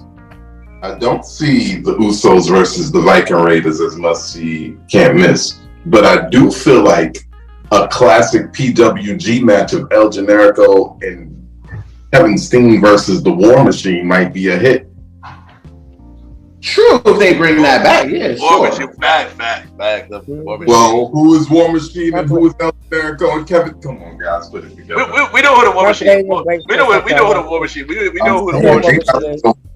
It's so crazy because like when they change their names, sometimes it takes me a minute to get used to it, and then once it's been years, you're like, oh yeah, that was their name before. It was facts. War Raiders before Vince Vaughn. Yeah, War Raiders, right. I've been thinking of people's names before they came here. I was like, oh, okay. I've been a fan for a long time. Right. Who I got for this match? I can hold you. Ricochet and Braun will be dope. But They're definitely fan favorites. They are fan favorites. Yeah, they are fan favorites. But I'm gonna go with Street Profits. Ooh, I'm not mad at that. That was like my second choice. I wanted to be Street Profits just because I Especially love with that scene we just saw. Yeah, even though everybody is saying that Montel is gonna go solo soon, which I As do he see that. should. I do see that as a possibility down the line. I hope, But I see that, but I hope they do like how they did with the New Day. And I agree. I agree. For each other. I agree with that. I agree with that too. I want to see one of them turn on each other and have a good ass. No, I don't. It's like seeing Kofi and Big E fight. I'm not on that. No. Yeah, man, come on now. I don't want to see two black brothers fight each other. So we see that every day. Real life and YouTube. Dawkins don't want that smoke for Bianca if he turned on Dawkins don't want that smoke for Bianca. Exactly. Bianca's gonna come get him. That's how I felt when Edge was fighting Christian. Right. My heart was like wow. Or like with Matt and Jeff shit. Like Seth in the Shield, dude. Seth in the Shield. No, that was a good feud. That was. Yeah, Seth and, it was, but it was. No, everybody didn't want was to see that night. Y'all better admit it. Y'all know y'all was just like, when you saw that chick, you was like, oh no. I was upset. I ain't gonna hold you. I was upset when that happened. Yeah, I was screaming at the screen. I was like, oh my gosh, no. That was tough to watch. Yeah, but also playing it back now is just crazy. I can't. It's hard to watch it. Yeah, but also about Chad Gable, I agree with Sam once again. Because Sam read my mind again. They already planning to get Chad Gable to do a solo run anyway. So yeah, he gonna get his run. He about to get a big push. He about to get that big push. That big. Yeah, he about to get that big push. Yeah, so y'all got nothing to worry about Chad. He could be good, y'all. He could be good.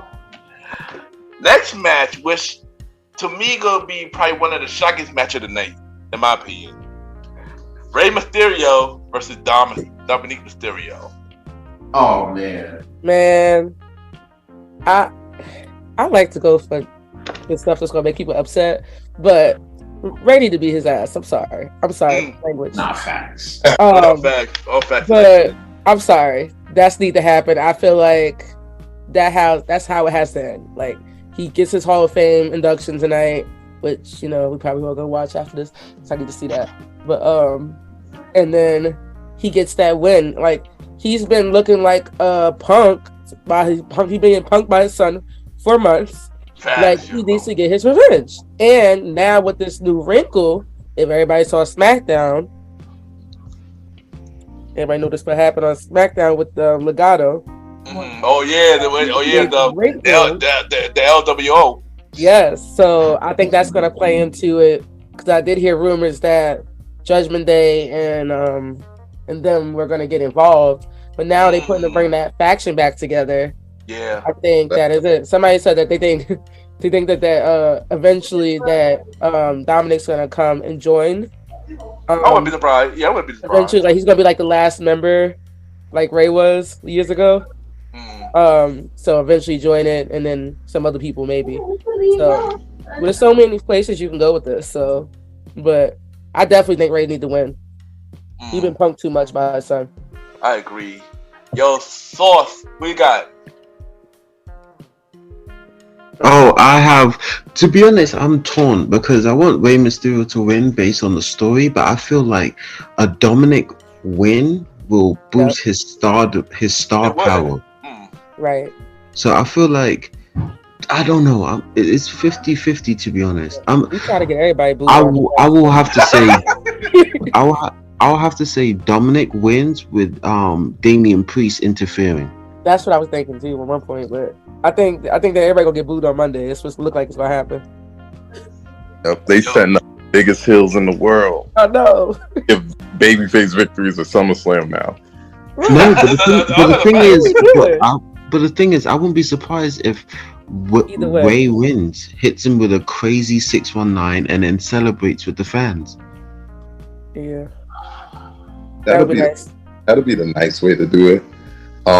I personally feel like the fun way to go is Dominic winning, but then again, I like to see the world burn sometimes. So, ain't nothing wrong with that. While I do like all the time idea of Dominic winning, getting on everybody for weeks at a time, I still think we got, just like y'all said earlier, we got too much hill wins. One thing, two, we've been building this up for 6 months. It's time for Ray to get a win. Then Dominic. I feel he'll win. Yo, Sans. Yo, real quick, and I apologize for the special. I apologize for the special guest what I'm about to do. But guys, you already know what it is. Story time with Aaron Sans. Story time with Aaron Sans.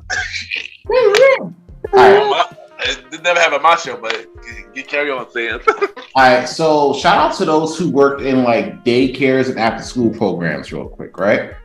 Amazing people. I used to work in those in the field before I actually wanted to go make some money. There's no money in that shit. Let's be real. I work. I'm saying, you know what I'm saying. Educator. I'm an educator. I work in that field. So yeah, you gotta do it for the pure love of the game, you know. Right. But after school programs, you know, kids come out of regular school. They go into after school and they start wilding. You got that one kid that you see do some fuck shit for the whole damn school year, and then you see the parents, and you really hope, right? When you tell the parents like how fucked up the kid was today, you really hope, right? They take that news and go home and just straight go to town on their ass just one time, right? Because we can't. It's fair. But then they come back and they're still being a pain in the ass. You know what I'm saying? Like, that's what Dominic is right now.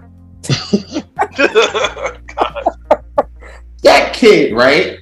That you think like every week. And I've been watching it. Unlike some parts of NXT, I've been watching this shit rather closely.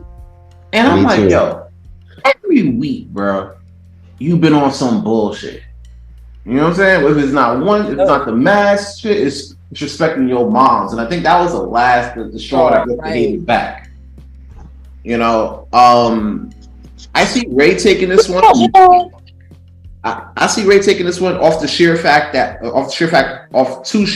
One, it's been long overdue for an ass for Dom, bro. Like, real talk. Like, somebody need to put his foot up in his ass. Number one. Number two, Ray's going in the Hall of Fame tonight as we speak, or a few minutes. Every record. Yeah, he's probably. Yeah. I mean, I watched it Hall of Fame. He didn't go up yet, but yeah, I think he's about to come actually now. I think, but yeah. But when you have that type of accolade, like, you can't close your career. You could, but with Ray's career, I don't see why you should. You can't close your career with an L. You know, I mean, granted, it's your son's giving you the L, great. But like, for storyline purposes and for like real life purposes, you being in the Hall of Fame, you gotta get this W. So yeah, Ray for the win, and thank y'all for hearing my story time and everything. There you go. And you know, it's funny that we talk about Ray, because Ray is literally going in the Hall of Fame right now as I speak. This is wild. So 619. So who I think winning this match? Well, first thing first, this one person gonna win this match first. Michael Cole. Because the way this man been commentating, doing this match, every time Dominique doing something, man, Michael Cole going crazy. I can't wait to hear Michael Cole commentate doing this match, like for real. Yo, kid, did you hear when Ray finally hit him? He was like, "Yeah." He's like, finally, he did what all I was telling him to do.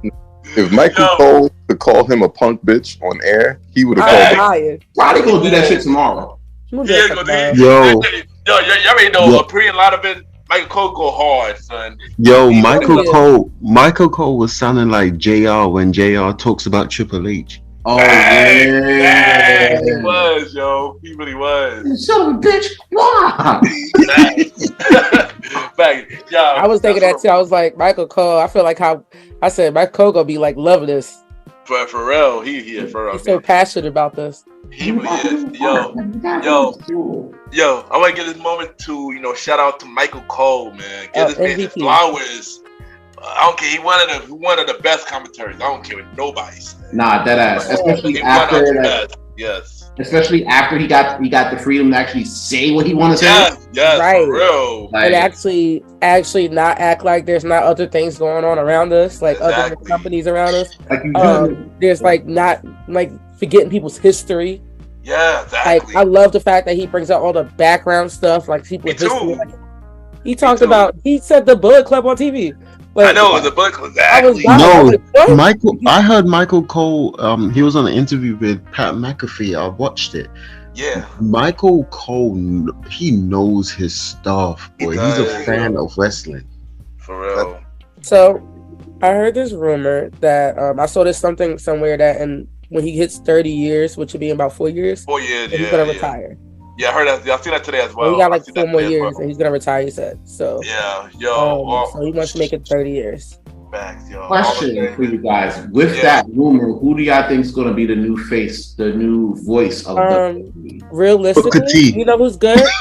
Oh, wow. You know who's good? I'm mad they took him off of TV. I like Vic Joseph because he's been really good in NXT. I think I'm actually agree with you. I think it'll be Vic Joseph. Yeah, I mean, I would have said Tom Phillips, but once he left, I think Vic Joseph's the next person they kind of grooming. Yeah. But he's kind of. Do you know who could have been next though, if he didn't leave? Pat McAfee. Well, Pat McAfee. Well, no, he's more a color commentator though. He's more like Corey. Well, not Corey Graves, but like we like him better. Y'all looking. Corey already been the secondary face. Yeah, he already. Corey already has that color commentator top. Yo, but hold on. But I hope not will be the next big thing. Hoping not Kevin Patrick, because that man is terrible. Son. Absolutely not. No facts. Hoping not Kevin so like I was watching something. I was listening to After the Bell, like a clip of it. They was talking about WrestleMania, and they made a comment about what he said on Raw. He called it a weighing machine or something like that, not a scale. And Corey was like, I wanted to say something, but I couldn't say that at the moment because I was in the segment.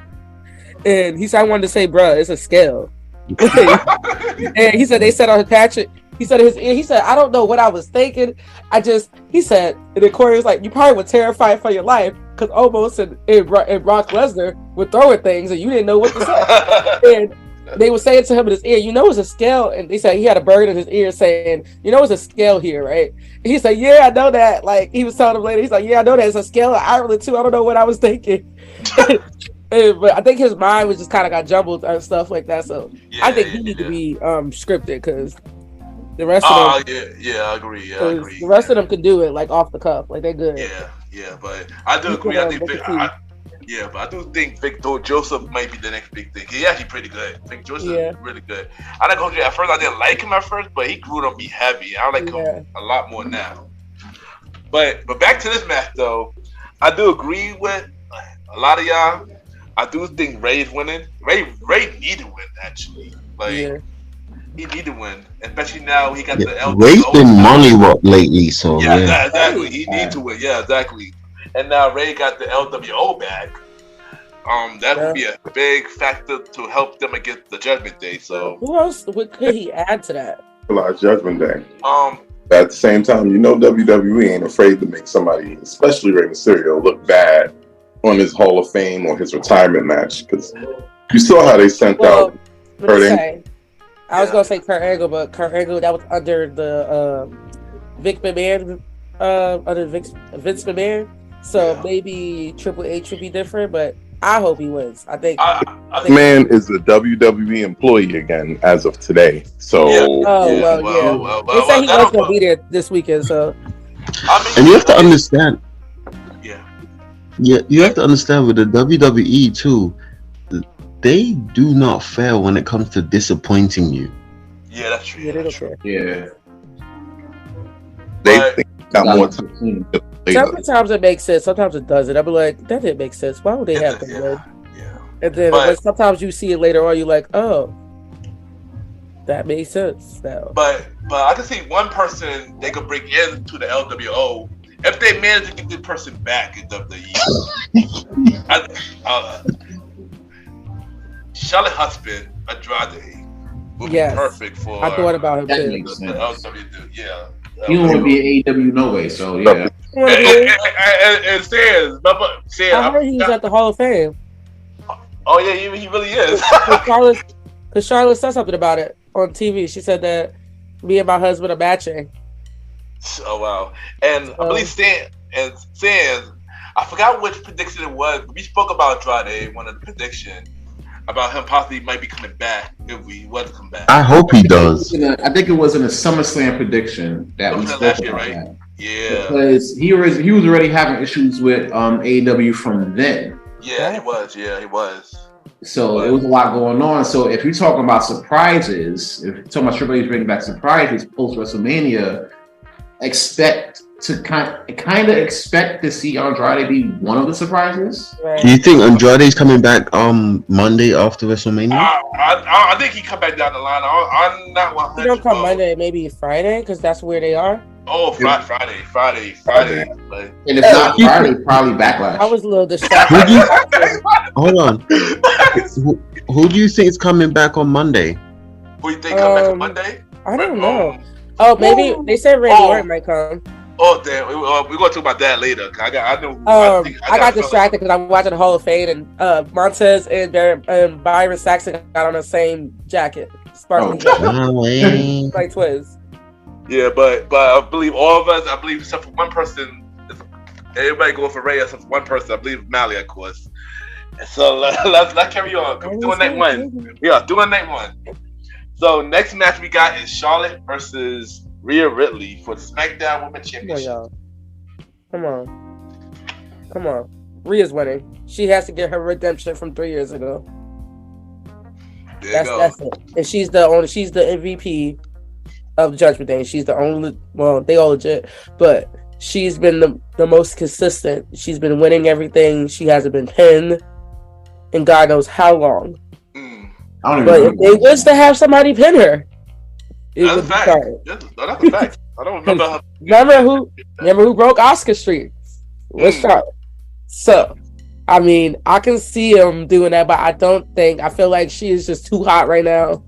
I think that she was not ready the first time she faced Charlotte. I think she thought she was ready. They did Rhea Ripley dirt that WrestleMania. I was so mad. And then once they lost the fans, I was like, oh, they really doing her dirty now. Yeah. Because that whole thing was supposed to be about her not being ready for the big stage with all these hundreds of thousands of fans. And then we lost her. She wasn't.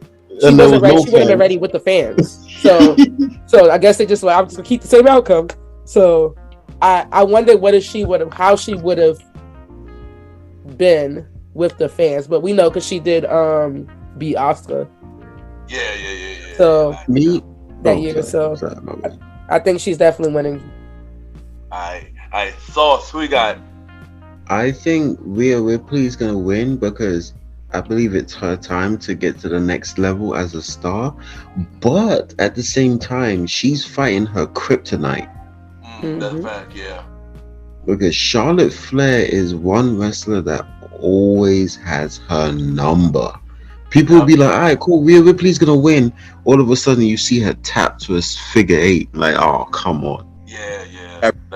It happened in all the matches. That's true. Yeah, that's true. That's a fact. Yeah, that's a fact, yo. That's a fact. That it was actually hilarious. No, like I was surprised when Rhea Ripley tapped the WrestleMania during I thought COVID. she would have passed out. I was too, yeah. Yeah, she passed right. She did pass out. She didn't tap. No, she tapped. Oh, she did tap. Oh, okay. I think she tapped. But Yeah. I thought she would have passed out or like Yeah. got pinned. Her shoulders got pinned down or something like that. Like something like, showing that she's not ready. Like she wasn't paying attention. I thought they would have did one of those, but they had her tap. I was like, oh my gosh, I was so mad. The weekend. And do you know what's crazy about it is because Rhea Ripley, she literally won the belt after beating Shayna Baszler, who was like Yeah. the final boss. Facts, yo. Hey. She was. That woman. Yeah. So if it's on me, I'm going you, Melly. Still, it's Rhea Ripley's time. They gave her the entirety of the damn Royal Rumble. Right. Yep. She hasn't match on TV in a long time. In fact, she's been body slamming niggas, fellas. Oh my god. We get in the That's you gotta move the switch. Hope you got like a woman. No, keep. I'm coming for you. Let's keep going, son. Just keep going. Just keep going, son. Next. Let's keep going, son. Even by dudes. Hogan, I'm coming for you. She been Yeah. top of her neck. We see body from Gallows. It's time for her to beat Charlotte. Charlotte hasn't been as hot on this comeback, but you also, I don't know, WWE really loves Charlotte Flair. I mean, she's a kryptonite, bro. Yo, they already got a WWE legend with Charlotte on it on A&E. Yeah. How? Look, How? you know what they got? Bro, we already know how. We're not gonna act like, oh, how are they doing this? They're gonna get her this killer entrance. She's a legend because Charlotte Flair said, "Listen, I'm not wrestling unless I have a belt." Right. She came back and won a belt. She been gone for months. That's a fact, too. Right. It's not the first time she's came back and just won something. No, that's what what's crazy. She just every single time she go away. She go away, she be same day she gets a title match. That's a fact. No, but I think when she came back, like after Ric Flair was in the hospital, it was a few weeks before she won. She beat Maddie. Like two? But it was like 2 or 3 weeks or something. It was like right before. Wasn't it like right before when the Becky became the man or something? Oh yeah. No, she became. No, Becky wait, that was after that. That was before that. Title and they put her in the match. They put her in the match unnecessarily. Oh yeah, when she was supposed to face Carmella. Right. But when she did beat Natty too, I think. Oh yeah. I don't remember that. Yeah. They like to do that with Charlotte. Just and then Asuka too, right before Mania. It's always when the crowd is tired of somebody being champion. Like with the Ronda Rousey, people were tired of Ronda Rousey being champion. Yeah, everybody was tired of her being champion. So they were like, all right, bring Charlotte Flair back. And they did. So now what happens is now people are tired of Charlotte Flair being champion. They got she don't got Xbox heat though, Charlotte, like Ronda did. Everybody wants her to be fired. That's how they use Charlotte though, because they know Charlotte is so good that if she goes away and comes back, people gotta miss her. Goes away, she'll be gone enough for people to miss her, right. And then she'll come back, win the title, and they always do this. They let her face right until everybody realizes, oh yeah, this is Charlotte, and she always does this and start booing her. Right. And legit, I did when Ronda won that title, I was just like, because everybody was leaving, like when I'm gonna call them by their new names, Mercedes and Trinity left. They messed up that whole SmackDown division. Liv was like the only saving grace for us. Like Liv won, and then they really didn't give her the platform like she needed to be. Facts. They made her look like, oh, she's just lucky, So like even her, like she grew, but like no, they had Ronda come and beat her. I was like, okay, so they need to have Charlotte come back. We need somebody else back. That's what everybody was like. Can Sasha come back now, or somebody else come back? No, I don't think Sasha's coming back. Sadly, I don't think she's coming back anytime soon. Nah, she having way too much fun in Japan. I think that she's going to do this for like a year, and Bailey thinks otherwise because Bailey, Bailey's her bestie. So Bailey was like, she's hoping she has to come back home. Bailey said that she's holding hope that she's coming back home. Trinity is gone too. I want Banks to come back. Naomi is Supercard. Yeah. So and she was. Is she competing at Supercard or she was there? Supercard? She was backstage watching Adina's match. Well, Ember Moon, y'all know her, Ember Moon, but Adina. Yeah. A match. Oh, wow. They said she was backstage watching the match, and she went to WrestleCon. You can't be on WrestleCon unless you not employed. Oh wow. So, and Wrestlemania, I think they said she was there too. Yeah, she was definitely That's what she was a baddie. Joe, it's a bunch of people there. AEW people was there. Like big athletic snacks. Right? Her outfit was so nice though. It was cute. No bad. But yo, Sans, what you got? That's all right. Y'all try. Look at We talking about Naomi at Wrestlemania. Like, listen. Yeah, she is a baddie, son. But and she was with Jade too, so you already know. I know. Baddie shot clock shit. Get back on track. Get back on track, son. All right. I ain't gonna hold you. I'm like Charlotte's reign. At least this one, like a few others, has been mid. Just saying. Yeah, because they don't give her the mic and everything like that. But at the same time, overall, it's just been like a lot of her reigns. It's just been mid. Rhea's been too hot for her not to win. Yeah. You know what I'm saying? Like, I feel like if she doesn't get the W, WWE dropped the ball on her completely. I agree. WWE does. Because here it is. They gave way too many close opportunities for her winning like big events. Royal Rumble. That was supposed to be her Royal Rumble because Bianca's feet touch both her feet touch the floor. And nobody wants to talk about that. Alright, cool. Then she gets up with the Judgment Day and everything like that. And she, like, let's be real. We can say everybody's doing their part in Judgment Day, but let's be real. People come to see mommy. Alright? It's only her and Finn. Both those two. Well, no, it's not just her and Finn. Dominic's doing his thing too. Yeah.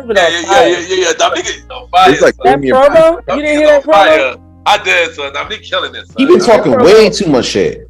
That promo after he got slapped. Somebody told me that he had slapped a promo in him. Yeah. He did it that Monday. That Monday he did a promo. That promo was fire. It was fire, son. It was fire. Like everybody's been doing. It's at the point where everybody's doing their part when Damian Priest is like on the bottom of that totem pole. You feel me? He's just there. Yeah, like you just there as your resident big dude. You feel me? Yeah, like he just there. Yeah. And ain't nothing wrong with that when the rest of the team is actively playing their roles. Back. So yeah, Rhea's at a point now where I'll be honest with you, she might not even need Judgment Day. She don't. She never did. Take this title and then just do her own shit. Honestly. Yeah. But which is why I said she'll win because after that, honestly, I don't want to say that because I don't know. I had my research on that. But yeah, Rhea for the W. Okay. I would not be surprised if Charlotte wins, though. It would be upset. I don't think anybody would be surprised if she wins. To be honest, I don't think Charlotte winning. I do think Rhea is definitely winning. I do think Charlotte will get the title back later down the line, just so she could get that. She gonna get it back the Monday after. I believe it on Friday. I'm gonna do that for you first night. His first title reign was horrible. Yeah, just like I said, I think Rhea's winning. I do think Charlotte gonna get it back just so she can beat her father's record. Oh, and John Cena's record. No, listen to me. I think WWE's best transitional champion. Yes. Of ever all time. Because anytime they need to do that, they will slap that title right on Charlotte, have her lose to somebody, wait until that person get thing, and then give the title right back to Charlotte to find her. Yeah. Back to. But you gotta think about it like this? Isn't that counterproductive though? Because it's not like NXT where the roster still got to work on some shit. You know what I'm saying? Like you have a solid women's roster here. You know, it's not like Stardom great, but it's right beneath that. You know what I'm saying? So would it be counterproductive to have Rhea win the title after all of this build, just her to lose it the following Friday on SmackDown to Charlotte, just her to hold that shit to probably Money in the Bank, for instance? You know what I'm saying? Like even like you got all that talent there. Like I feel like holding it to SummerSlam, let her fight somebody big that she get a chance. Like let her fight like people like lower people like a let me see. Now somebody was saying like who's the heel or who's the face of this match? I said they're supposed to have Charlotte, but I think Rhea's gonna get cheered because people like Rhea better. Honestly, she's definitely gonna get cheered, but she's gonna have to earn her heat. So yes, so Charlotte's gonna have to do something to earn her heat. But right. I think Charlotte is not gonna get as cheered as much as Rhea is. So I think they're just gonna have her like dominate like baby faces, like baby faces, people that's like that she's gonna lose. Like when you had these matches with Roman had these matches with wrestlers, and you was like, they not winning.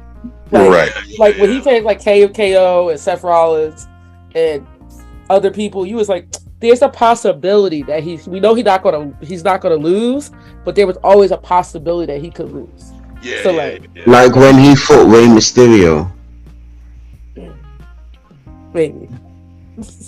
No, you like Roman's not gonna lose this. Yeah, like Rey Mysterio, we knew that he wasn't losing. Even that was a good match. When he faced Riddle, that was an outstanding match. It was. We knew they wasn't gonna put the title on Riddle. Yeah. Correct. So, but we knew that it was close enough. Even like Logan Paul, he gave him a good match. But like, I think the closest was Sammy. Right. They was Sammy. We all knew that wasn't happening. We were hoping that maybe. They had to pull out all the stops for Sammy match because they had to. Knew he was going to lose. So they had. So that's what I think is going to happen with Rhea, and then they'll give somebody like big. I don't know like who though? Gonna be yet because I'm trying to look and see who's on SmackDown. Maybe it'll be Charlotte coming back, or maybe like a Liv or somebody. Who knows? They might. Or Raquel, maybe. Could Raquel have history? This is me. I'm not really a big fan of Raquel. No, I'm just saying that because they have history. Like they're friends in real life. They had a phenomenal rivalry in that match. They did. She took her out of NXT basically. Yes, I remember that match. Yeah, I remember that match too. With Rhea, Raquel was like the bomb. Yeah, she was the bomb at NXT when she was a heel. Yeah, they should have kept her as a heel. That's my opinion. If Rhea Ripley wins again, they should have her fight Shayna Baszler. I think so too. That I agree with. Where is Shayna? Is she injured? Like I haven't seen her on TV in a little bit. We will get to that. We will get to that. But I do agree Rhea winning. I do agree about this reign of Charlotte. It's been pretty, in my opinion. But Rhea been killing this whole thing. He's been killing this. Yo, Charlotte wins again. Rhea Ripley's never gonna be champ. I'm saying. Like, I don't think. I think Rhea's winning, y'all. Charlotte not winning. Charlotte losing. They gave her all 29 people in an hour in the Royal Rumble. Right. There is no way they are not pulling that trigger. Exactly. That's also why it is. Like everybody else that has been in a Royal Rumble, they have not come from one. Because this is Rhea Ripley's year. Rhea Ripley's going to have an iron grip on that title until they call up somebody like Roxanne Perez to be the Giant Slayer, or they figure out what they're doing with Raquel Rodriguez and getting her on track, or whatever else they do. I think she's gonna do like a big thing and keep it for like a year. Yeah, I think they really get behind her. That's what they need to do. Yeah, they need to have her dominate for a year. And then have Roxanne come up and beat her. No, I think they're gonna hold Rhea for a year, and they're gonna set up Rhea versus Bianca for next year Mania. That would be nice too, because they haven't had that match since. Yeah, they never had that match. Yeah, they never had that match. Crazy. That would be I great. think That's Rhea probably versus Shayna for WrestleMania. I feel like Shayna versus Ronda is gonna happen. I think that would probably be more likely. Yeah. That match will That's be. gonna tie into Oh what my we're gonna God, say when we Ronda get to is. that. That's gonna tie into something later. But we been talking about Rhea for far too long. Let's go to this last match from night one. so with the tag team, which most likely will be the main event, most likely the undisputed tag team titles. We got the Uso versus KO and Sami Zayn. Well, I think this is gonna be the start of the end of the bloodline. And Sami and KO is gonna pull out the win. And Roman's gonna be pissed and he's gonna be unfocused. Facts. All right, what about you, Sauce?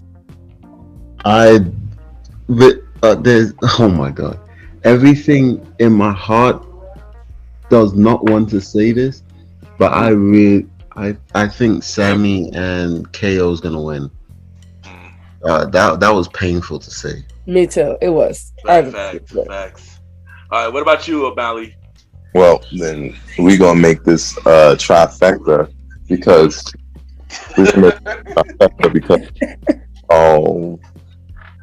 I sincerely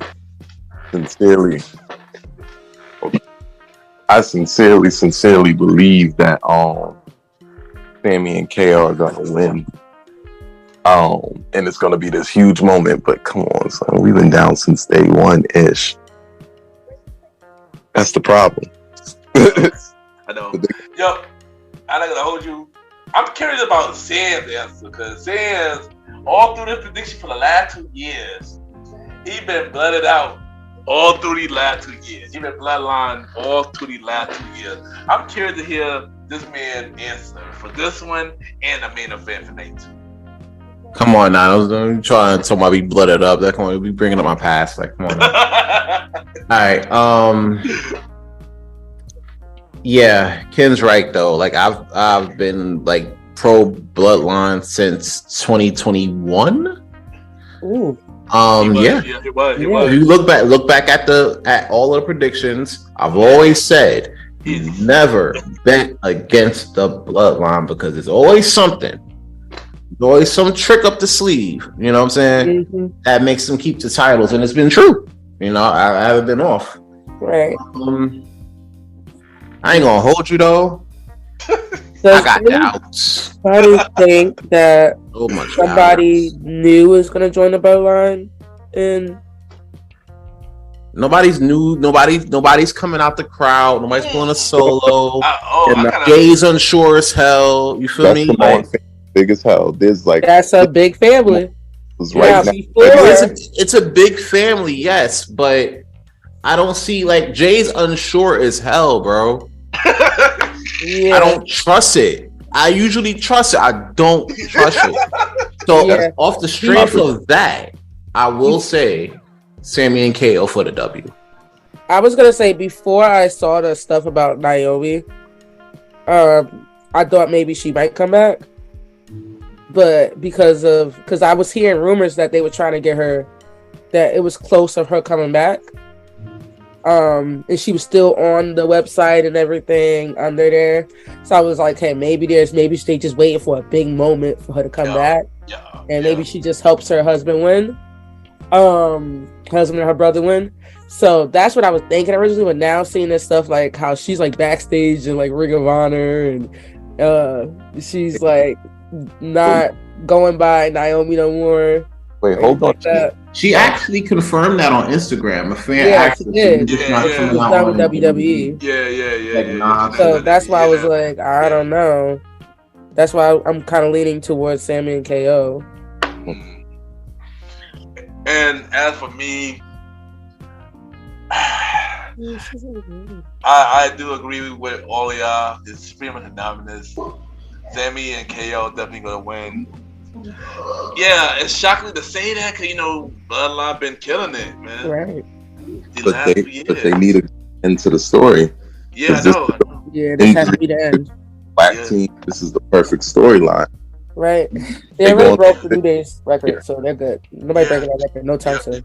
Yo, just like the New Edition, man. Their song, "This is the end." At the end. Ain't nobody breaking that record no time soon. They're gonna have that record in there for decades. Facts. Nobody's breaking this record. I thought nobody was gonna break that New Day record. New Day. Once this Dreadlock thing happened, I was like, oh. Man. Day record by like 200 days at this point. Yeah, man. But now, let's get to night 2 now. Now we're on night 2. And the first match for night 2, I believe this will be the opener. You sure? The IC Championship. Gunther versus Sheamus versus Drew McIntyre. I'm a little conflicted on this one. I think I really want Sheamus to win, but I think Gunther, he's just been too dominant. Nobody has pinned him since he's also, well, it was him in Solo, but now it's just him now. He's the only one he's undefeated right now. So I don't think Sheamus is gonna win this. I think Gunther is gonna hold on to that title a little longer. With me? Alright. You can see you. Alright, so boom. I think that the title's staying in Europe and Gunther's gonna win.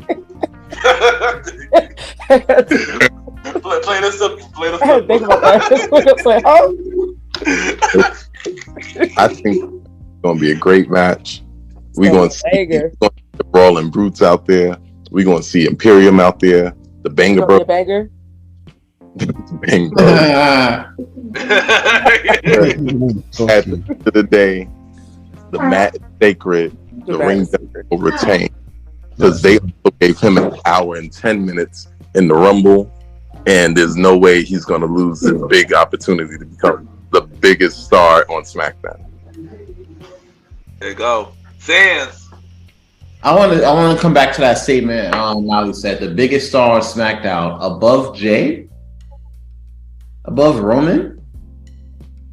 I mean, granted, after everything, but not above. He's biggest star. The biggest star on SmackDown. Yes. You ended your sentence. WWE. No, I've said what I said. Just like Beyonce could win Album of the Year, but Taylor Swift could win Female Album of the Year. Gunther could be the biggest star in SmackDown. He could be, yeah, he could be. I agree with that. Because currently is the biggest champion on SmackDown. If you take the Universal title out the picture. Mm-hmm. Oh well, yeah, of course. But that's what never there though. So he's like holding it down. Yeah, Gunther's been killing it. No, I'm not saying he hasn't been holding it down and doing his thing. Like he had that. He's actually like one of the longest, if not the longest reigning champion in the past 3 years. Yeah, he about to be the longest. He about to be the longest on her. He about to be. They said since MVP or Shelton Benjamin, one of them, whoever had the longest reign. He definitely beat MVP, but he's about to beat the longest. MVPs. Yeah, he about to be the longest. He about to be the longest. Yeah, he about to be the longest. Yeah. I mean, he might actually be the longest after this match because I mean, I feel like the Banger Bros are going to get in each other's way on that one, and that just leaves the lane wide open for Gunther to sit there and do his thing. If y'all like two big meaty men slapping me, how y'all gonna like three? You feel me? Big E is like Brennan somewhere. That was crazy.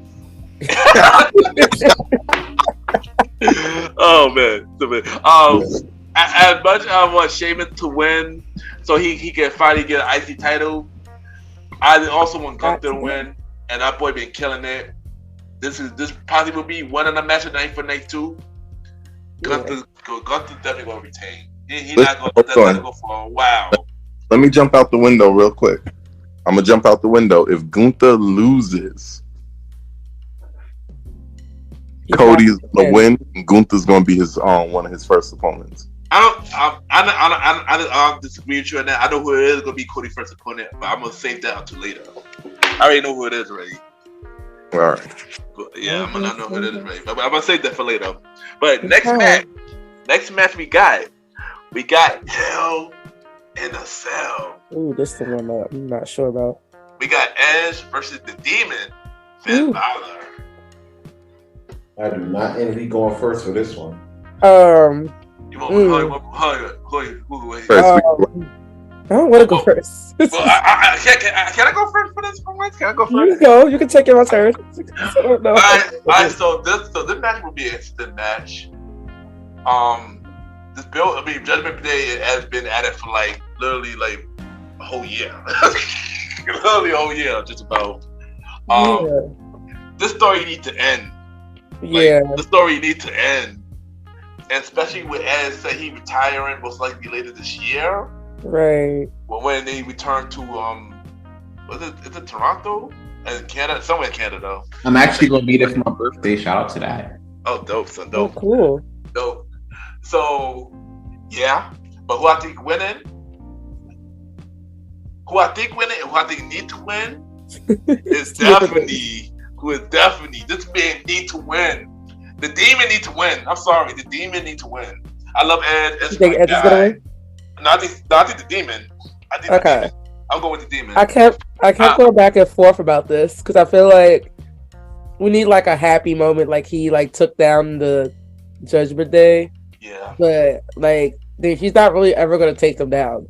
So yeah, exactly. I feel like the Demon. The last time we saw the Demon, he lost to Roman by some faulty rope wiring thing. Don't remind me. So I feel like the Demon needs to redeem himself.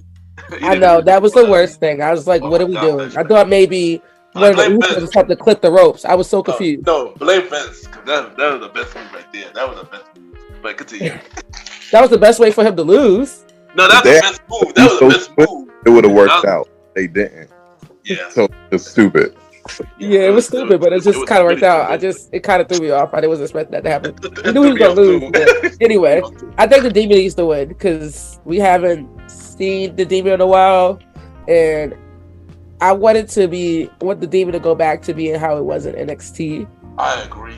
Where it was like when the Demon came out, you knew he was gonna win. Dude, so the Demon beats.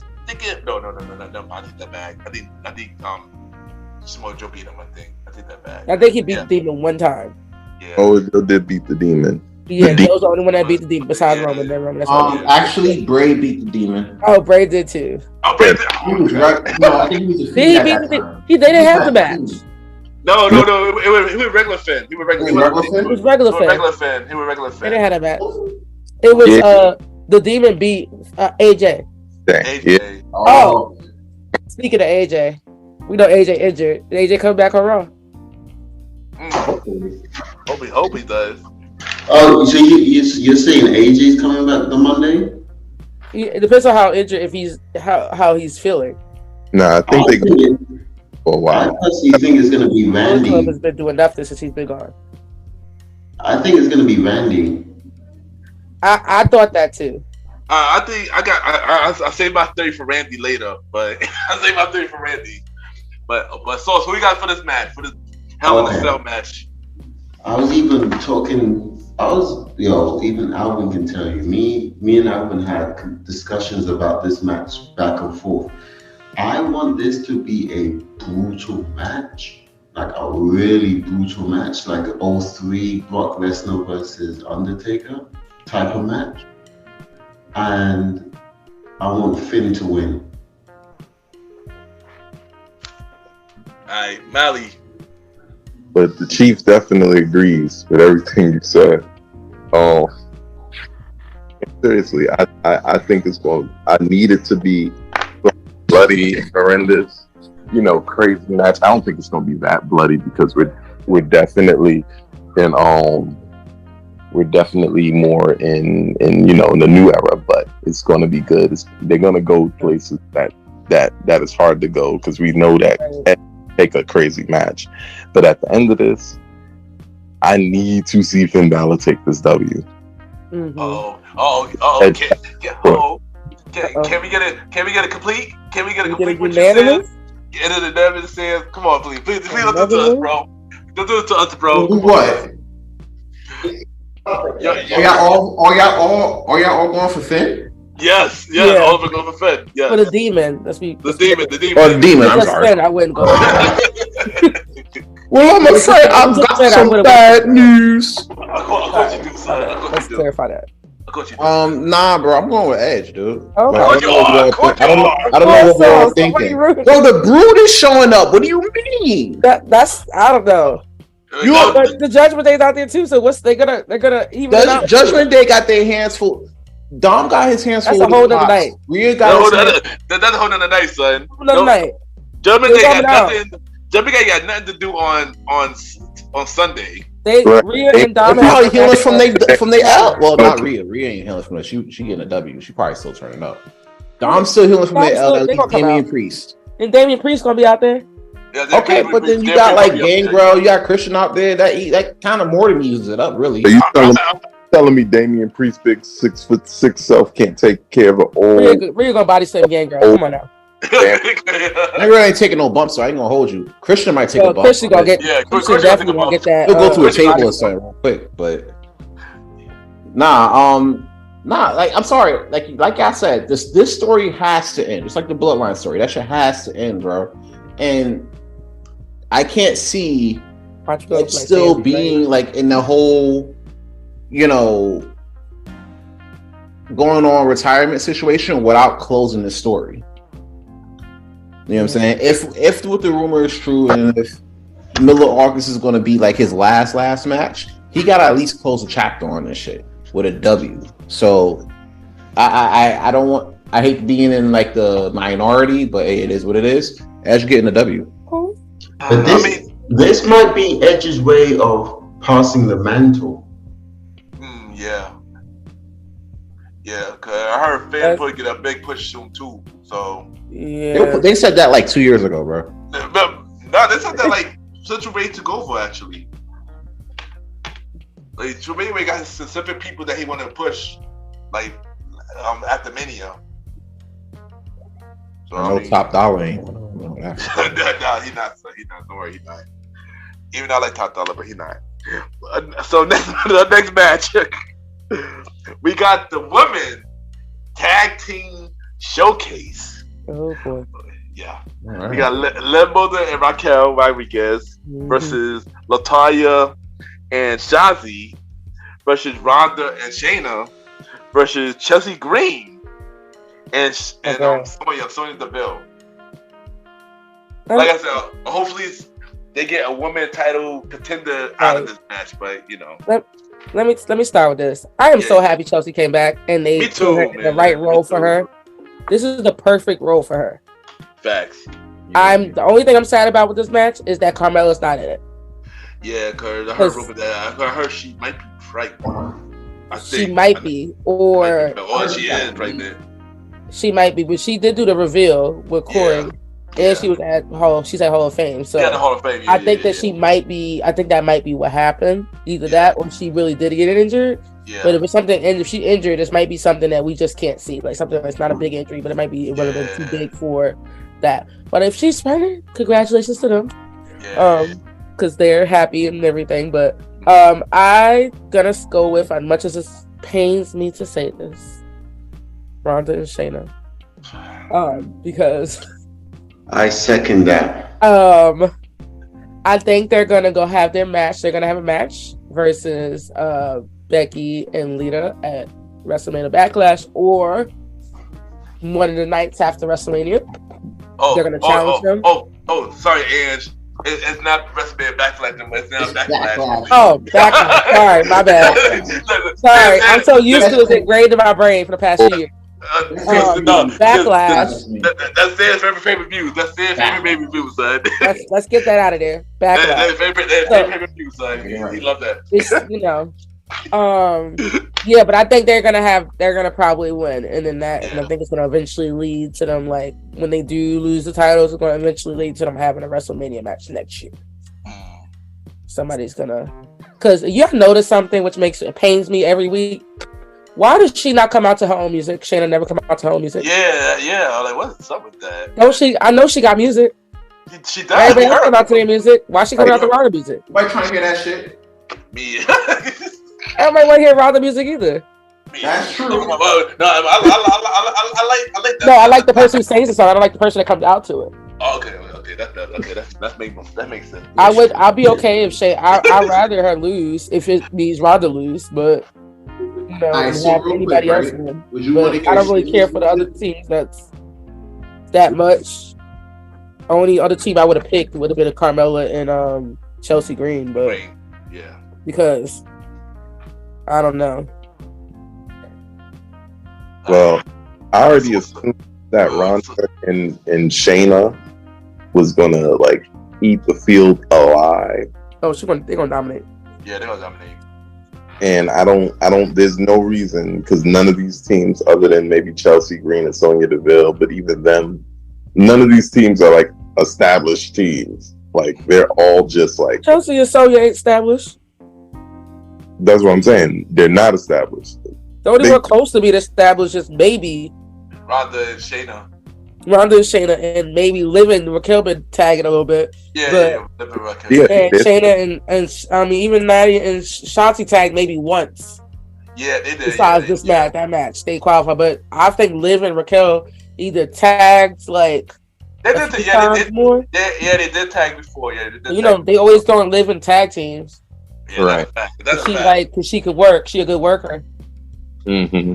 But, and she started trying to protect somebody to get pinned. Yeah, but people always try to make you can't say she can't help everybody. Right. See what happened with that Ronda feud. Oh my. But Sans, who you got?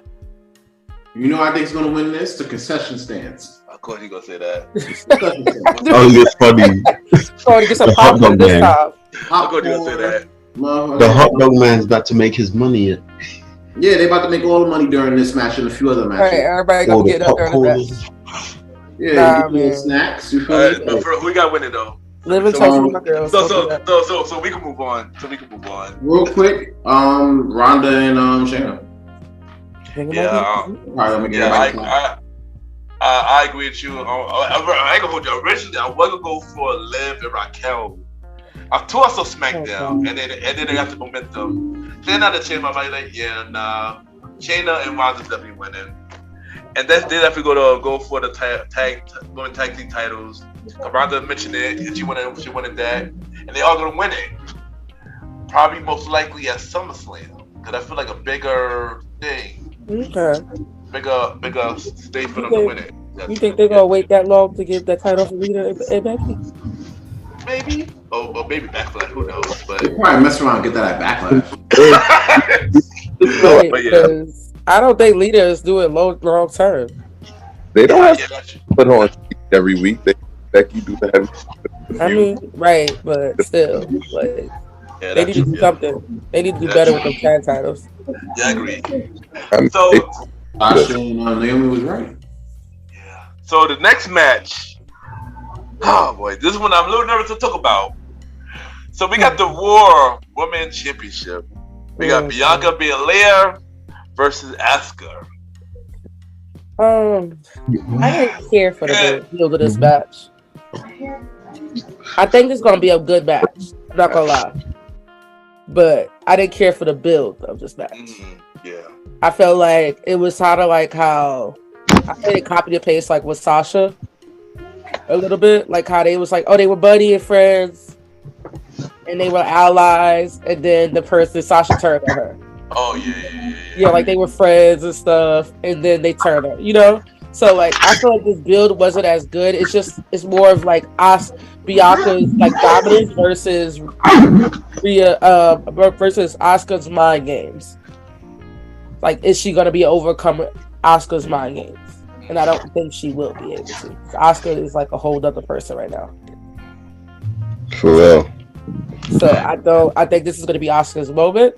I would love for Bianca to have the 3-peat and do it 3 years in a row. But I don't think it's gonna happen. I think Bianca gonna have a killer entrance though. I think Asuka's gonna have a very good entrance too. Yeah, that too. But yeah, Asuka's taking that belt though. Right. Asuka's taking. I don't know. Like, it makes me nervous though. I see them giving Bianca the 3-piece. That's what I was kept going back and forth about, but I don't know. Asuka was very dominant in the elimination chamber when she got in. She was. Get into like a 6-woman tag match, get mad, clap everybody, and win the match by herself. Right. So like, I could see why you would think they would give it to Asuka, but All they did was build up Asuka to be something for Bianca to knock down. But remember, Asuka lost when she won the Royal Rumble and she was undefeated, and she lost at WrestleMania. That's why I'm saying Asuka's going to lose. Oh, you think Bianca's going to take it? Beat it tomorrow. This one is hard. It's Bianca's getting the John Cena treatment. She's going to win until the fans literally puke. Yeah, I think maybe to the point of her turning, because people keep saying that they think she's going to turn heel. I think we need to do an American experiment and let her be a face until the fans puke. Till the fans turn on her. Right. I want to see it. I want to see if they're gonna handle it like they handled it with John Cena, or they're gonna handle it like they should handle it and actually turn up.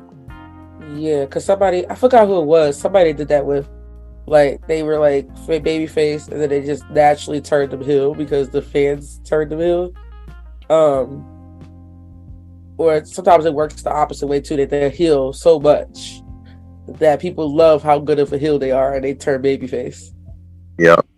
So I think that might happen if they, have her retained. All right, let me get into this. Here you go. I've been waiting to get into this since Royal Rumble. I really have. First things first, I'm gonna give my predictions before I really get into what I wanted to get into. Off top, Asuka's taking the belt in a dominating performance. Bianca's definitely getting flat. Dominating performance. Wow. I'm gonna tell you why. I'm gonna tell you why. Because everybody's expecting the strong back and forth. This almost reminds me of that one SummerSlam when Brock went against Cena, and everybody thought that was gonna be a strong back and forth, just to see Cena get smacked around with like 30 German suplexes. So with this particular situation, and my decision isn't based off how Bianca's title run has been going, which I feel has been mid at best, long and mid, but mid still. But Asuka's coming back with like the NXT version of her, which, to be honest, even niggas ain't prepared for that. Hey. Hold on, Alvin said it already. I thought we were fair game. All right, but no, for real. Come on, Sam. You know better, son. You know better, man. No, I promise to do better next time. Just not today. So with this one, the build for it has been even more mid than Bianca's title reign, mainly because like you said, like I said earlier, like they were friends, and then they're not friends, and then now they're allies, and now Asuka's like spitting out blue goo more than John Moxley's been bleeding. You know what I'm saying? Like it's weird. It's all over the storyline. Yeah, like I feel like they really got, and that's the thing. Like I feel like they concentrated so hard on the Bloodline storyline that they got lazy here. With everybody else, almost everybody else, except for with the exception of Bloodline and Judgment Day. They got. I would say the Charlotte Rhea one was a little better because they have history. Yeah, the history helped push it. Yeah, that's how push theirs. That's why theirs wasn't as bad to me. I felt like for the Rhea and Charlotte, Rhea went in. I feel like Charlotte didn't really try, in my opinion. But that's just I think when she announced it that she was gonna pick Charlotte, because everybody expected her to pick Bianca at first. Yeah. Because like they had that interaction and stuff backstage. They was like, "Oh, she's gonna stay on Raw and pick her." And then when she said 3 years ago, I was like, "Oh, I think she's gonna pick Charlotte." And then I was just like, "Oh, so we going back? We gonna do that?" So like that's what pushed it for me, like her redemption story. So for this one, it was more of like I dominated everybody, and everybody but Asuka. So like Asuka's the only one left besides me. Well, she beat Asuka before, but she didn't beat. Yeah, but she was babyface Asuka. Yeah. I don't think she beating this Asuka. I don't think this Asuka. This was not the same Asuka she beat last time. Yeah. And that's the thing. Like, who is close? Hold on. I think we needed more time to get to know this new Asuka, because she's just a weirdo right now. But she's no different than I think we'll know her through her title. We get to know her a little better as she has this title run, and I hope she has a dominant one, like I think Rhea will have. She needed to be kicking people's heads off week after week, not everybody's head in one match. Facts. This might be the match that like kind of solidifies that shit, though. Yeah. That's why I said she might win in a dominant performance. But that'd be a good way what I just said is why I think they're going to give it to Bianca. Bianca needs a new big bad, and they treat Asuka like the women's division Brock Lesnar. Yeah. So you remember the match that Asuka won when she beat Bayley years ago? NXT. She won NXT. Yes. So you know how like it was like, you know, but she was just this buzzsaw. She went through everybody, and then she finally got to Bayley. Mm-hmm. And the way that Bayley's air was kind of sucked out of her, it kind of sucked the room dry. I think that's what's gonna happen. I think she's gonna like pass out Bianca. I don't think Bianca's gonna tap. I think she's gonna pass out. I think that would be the best way for Bianca to do it. I mean, if she taps, it's gonna be like the same thing with Rhea. But I think that it should be, like you said, dominant fashion. I don't remember how much offense Bayley got. I think Bayley got a little bit more offense. She got good. She got good offense in her match. But it was just like toward the end of the match, you knew she was losing. She was losing, yeah. So I think that's what. I don't know if it's gonna be dominant fashion, but I think it's gonna be like where like Bianca couldn't give anymore. Like she just could not overcome Asuka, and she just passes out. It was just too much for her. Yeah, and for me, who I got for this match, and I ain't gonna hold you. This wasn't a hard decision, but this was a little bit, I guess, a little bit conflicted, a little bit for me. I do agree. This build-up for this feud been really bad. It was not my favorite build-up at all. Yeah. Who I think winning? This one was a little hard. But shockingly enough, I'm gonna take a curveball, and I'm gonna agree with Alvin, Malimal. I'm gonna go with Bianca on this one. 3P. Well, the 3P. For some reason, I'm gonna go with Bianca for some reason. I don't know. I mean, as much either will go Bianca, or it's gonna end like you just mentioned that she's gonna pass out and not tap. I can see that. I can see that happening too, and they're gonna run it back at Backlash. I can see that happening. I'm in full agreement with that. Like they need to get Bianca back chasing. That's what's gonna make her hot again. Yeah. And Asuka needs to be kicking people's heads off. That's what's gonna make her. There's a reason. Similar to what she did with Becky, she needs to chase. She's chasing for the title. She does better when she's chasing. I agree. She looks even better as a heel. I'm sorry. I would love Bianca to turn heel. That would be amazing. A good heel, but she's not a natural heel. She's she's braggadocious, like how she was at NXT. She's a good heel. Yeah. She was a good heel at NXT. I don't think she was a full heel though. I never considered Bianca as a full heel in NXT though. But she was like kind of like in the middle. She's like an anti-hero. So you just like too much because she's too good. Yeah, exactly. Making her still not the move right. It's not. But just rotating her spot. Like if you think you're gonna lose, it's only a spot rotation. But I think. I think we all could agree that Bianca like one of the biggest women in WWE right now. I don't know. She's started to be like other people like Charlotte and Sasha and Becky and being mainstream because she was on Kids' Choice Awards. She's about to get a TV show with Montez. She is she'll be fine whether she wins or lose here. Because they may see her as a big star. She's gonna win another title before. And oddly, right there you just mentioned about the TV show, and that's another reason why I don't see her winning. She's like one of the biggest stars right now. I can't see her win. I can't see her lose right now. I just can't. I don't see her lose. I can. Watch this, Sands. Hold on. Watch this. I'm sorry to cut you, but watch this.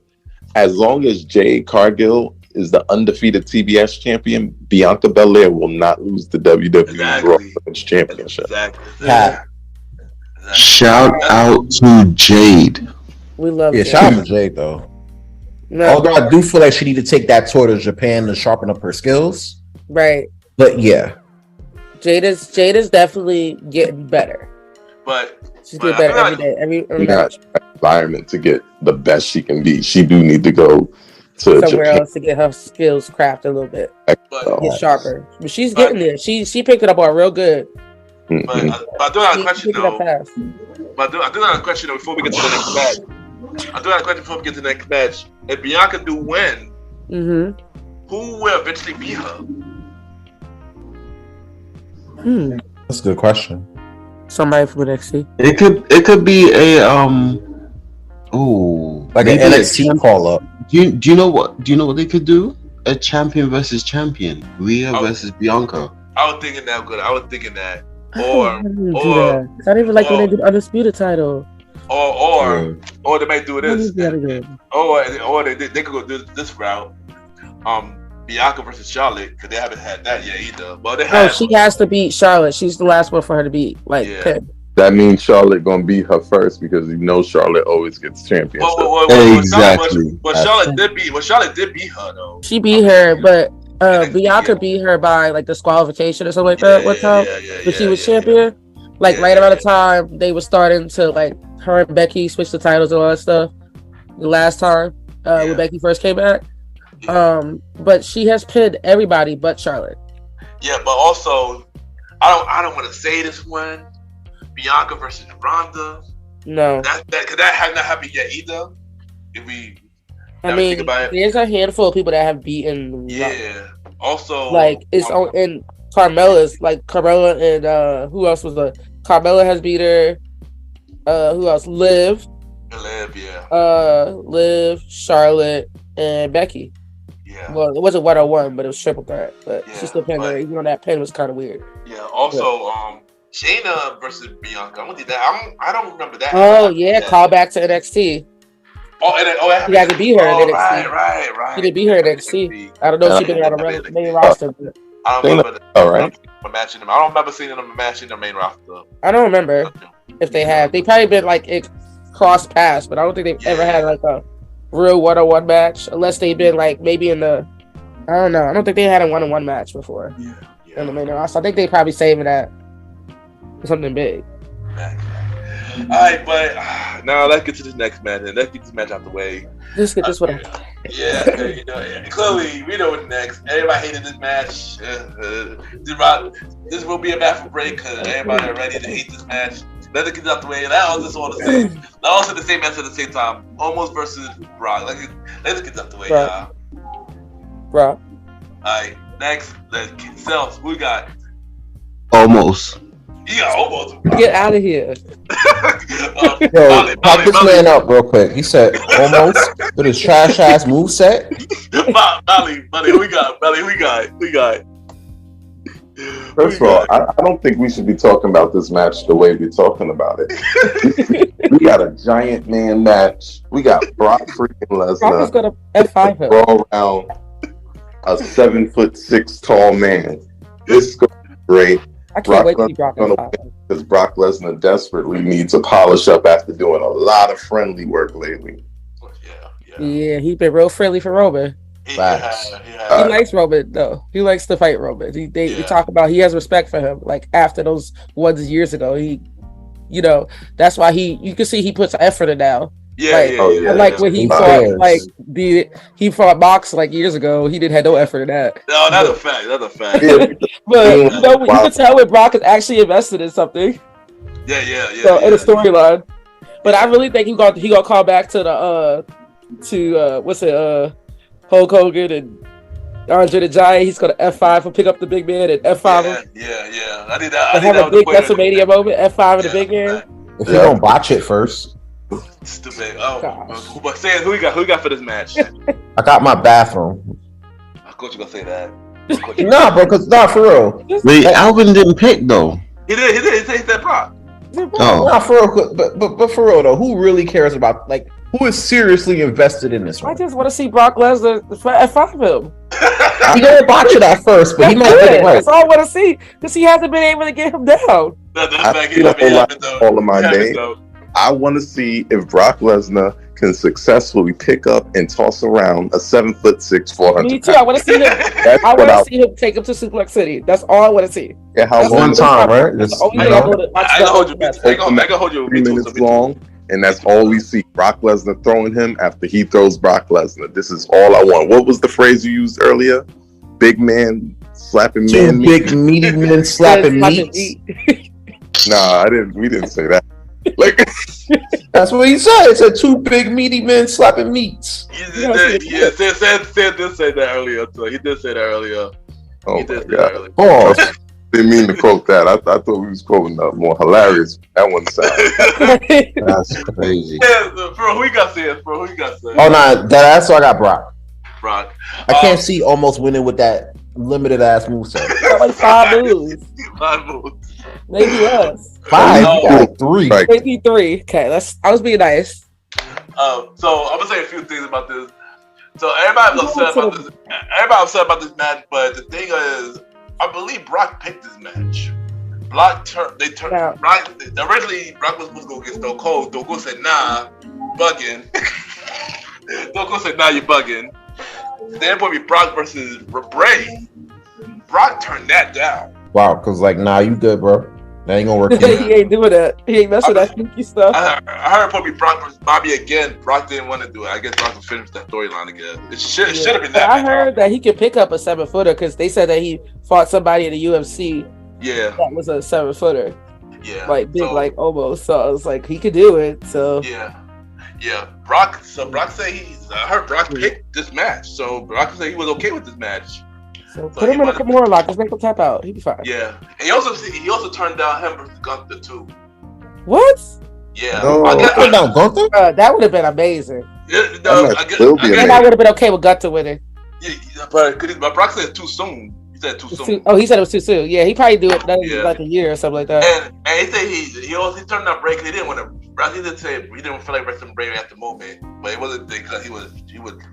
Brock is right though. Let it simmer. Exactly. Yeah. So he picked this match, and Brock knows he's been doing this too long. Yeah, he knows he's doing. Yeah, but I heard rumors. It's rumor going around that this might be Brock's last match or something. I don't know how true that is. I don't think so. But I don't think so. You always think that. He always come back. Yeah, so I did hear that maybe that Bobby might or somebody might challenge like the Hurt Business might have a reunion or something during WrestleMania or something. Yeah. Like Bobby might have an open challenge and somebody made a comment saying like the Bullet Clubs will come out and it'll be the Bullet Clubs will come out or something like that. And I was like, I don't know about that. Like maybe like Bray will come out or something because I hear a bunch of people are at Mania this weekend. So everybody. I mean, everybody this weekend. So anybody can show up. I signed a goal for next year that we be at Mania next year, y'all. We're gonna make that. It's in Philly, so I'm ready to go. Oh yeah, it's in Philly. I'm definitely going. We're gonna make that jump to Philly, so we're gonna do that. But for this match, I'm also going with Brock. Yeah, and just like I do want to see Brock F5 almost. I mean, I'm okay with almost, but yeah, I'm going with Brock. But what you doing with almost? I mean, I ain't gonna hold you. That match with him and Braun that Braun was pretty. It wasn't bad. It wasn't bad. Yeah, it wasn't bad. But, you know who gave Braun his best match? Gunther. Yeah. That was his best match. Yeah, but now it's time to talk about the match that everybody's wanting to talk about. The most important match of the weekend. The most important match of the night. The night of the weekend. The weekend, yeah. The weekend. Main event. The main event of all. The weekend. That includes Supercard Honor. Yeah. That includes Supercard Honor because I didn't even watch the rest of it. I had to stop it for the show because I couldn't focus on both. I had to watch that. So we got Cody Rhodes versus Roman Reigns for the undisputed WWE Universal title. Yeah. This is like the hardest thing for me because I have been a fan of Roman since he's been out, even when they was booing him back in the day. The Shield. So like for him to finally get his just due and get to what he really deserves, he really put in work the past 3 years, like since he came back after like COVID scare, with everything with the immune system. Because when he came back, he left when COVID happened because of his immune system. Yeah. So he didn't want to prevent getting COVID or something. I think somebody there was like sick or something, and he was just like, "I'm not coming there." So I think, which is pains me to say this, Cody is gonna finish the story, and he's gonna beat Roman finally. What I saw on SmackDown makes me think was confusing me because he holds it up the WWE title. Yeah. So I don't know what that means. I don't know if he just did that just to do it, because people are like, I think I'm reading too much into it. I think some people said it on Twitter too. It was like, why did he only hold up WWE title? Why did he hold up both? Like, it's something that we don't know. But I did hear Roman might be going away for a while, so yeah. I'm thinking that this is the end of his reign. As much as I wanted him to get to 1,000 and get closer to Bruno Sammartino, I don't think it's happening. So we're gonna go for Cody, and then somebody's gonna. I don't know who it's gonna be yet. I haven't gotten that far yet in my predictions, but somebody's gonna come out at the end of this. Well, somebody's gonna come out at the end of this match, or somebody's gonna come out on like Raw the next night and challenge Cody. I don't know who it is. I think it might be. I don't know yet. I can't think. I have some facts, but I don't know. There go Anj. I don't think it's gonna be Braun. I think it's too soon. It's too soon for Braun. I came into my turn, but we got like my boy Sauce talk. Sauce, who you got for this match? Okay. Who do I have for this match? Roman Reigns. Now let me explain it. How I want the match to go is I want Roman to beat. I want him to mollywop Cody Rhodes from start to finish and end the night. But I think it's going to be a very close match, back and forth. I think it's going to be close. It's going to be close pinfalls, all that. But I feel Roman's going to beat him, and the crowd is going to lose their mind. Then, when that happens, I feel that you're gonna hear "If You Smell," and then, that crowd is going to bug out. Dude, the It's crowd. gonna be like John Cena, right? Where like when he came out after the end of the match, and he was like, "I'm challenging you for next year." Facts. Oh yeah. That would be fine. That'd be fine. I feel The Rock will do that. They will come out and I'll be ready for you for the year. People like I told Alvin, I said I don't know how I'm gonna get the tickets, but I will be there. I'm going to that Wrestlemania. I don't know how I'm getting it. That would be our goal of us. We gotta go to next year Mania, WrestleMania 40 at Philadelphia. We gonna record an episode out there, and we gonna go to WrestleMania. We're gonna set that goal next year. That would be great. That'll be lit. I'm there for that. That's my prediction. I feel like Roman is going to be. He's gonna. I don't think they're gonna take the titles off him until he passes the 1,000-day mark. That's interesting, because I was thinking about that at one point too. I don't know. I mean, it has been going so freaking well, right? Like, even when reasonably, especially with the modern audience, you think it would start losing steam. No, I have not. And it picks back up steam. Facts.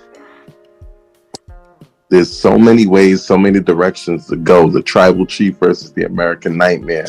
They got the two family legacies from the Samoan family and the son of a plumber. You got. This match is just rich and a bunch of stuff that you'd have to be a big wrestling nerd to enjoy. But it's two big stars that you can just watch. It's going to be good. It's going to be great. I know they're going to pull out the stops. I know it's going to be good. Cody's going to do like 50 Cody Cutters. Oh, yeah. He's definitely going to do that. Cody Cutters, 50 Crossroads. Facts. Bunch of disaster kicks. I'm going to come into the match with 5 stored up like Here Comes the Pain. Right. Yo, no lie. I want Roman to spear Cody out his boots as soon as the bell rings. I mean, he gonna have 17 spears for him too. He don't get away from finisher spam just because I think he's still cool. He be ODing. Do a power bomb or something sometime, guy. But do you know what's good? Do you know how I want Roman to win? I want him to bring back the guillotine. Yeah. What? The guillotine. Oh yeah, because he do that. He has, but he hasn't done it like he just. He haven't done it in a minute. Just make them fall. Just have him. Just put him to sleep. Yeah, put him in his own nightmare and send him back to AEW. Oh no! I wouldn't do all that. Don't do that. Don't do that. Don't do that. Don't do that. Nah, he go to Ring of Honor. We good over No, here. he'll get over there. so here's my prediction, right? As many stories as you can tell with Roman winning, you can keep Cody chasing. You can set him up for a celebrity. Well, not a celebrity. You can set him up for The Rock. You still got a little bit more legs with the Seth Rollins thing. You can do a lot. You can do a lot of stuff with Roman as champion, but it's been 900 and change days. He hasn't been pinned. 943, I believe. He hasn't been pinned in well over 1,200. Yeah, 940. Oh, 95. When he loses, it's gonna be 945. He hasn't been pinned in thousands of days. You got it hasn't even. It's been down. Barry Corbin was the last person to pin him. Which is 2019. At TLC. 2019. What, like 2019 or something? Yeah, 2019 TLC. That's the last time he's been pinned. Yes. Like 2019. That's crazy. That's when almost Baron 4 Corbin years. was throwing dog food on him. Yeah, Right. that was Oh man, stupid. yeah, that's terrible. That was. But good to But- Molly. I think WWE is going to go with easy money and finish the story.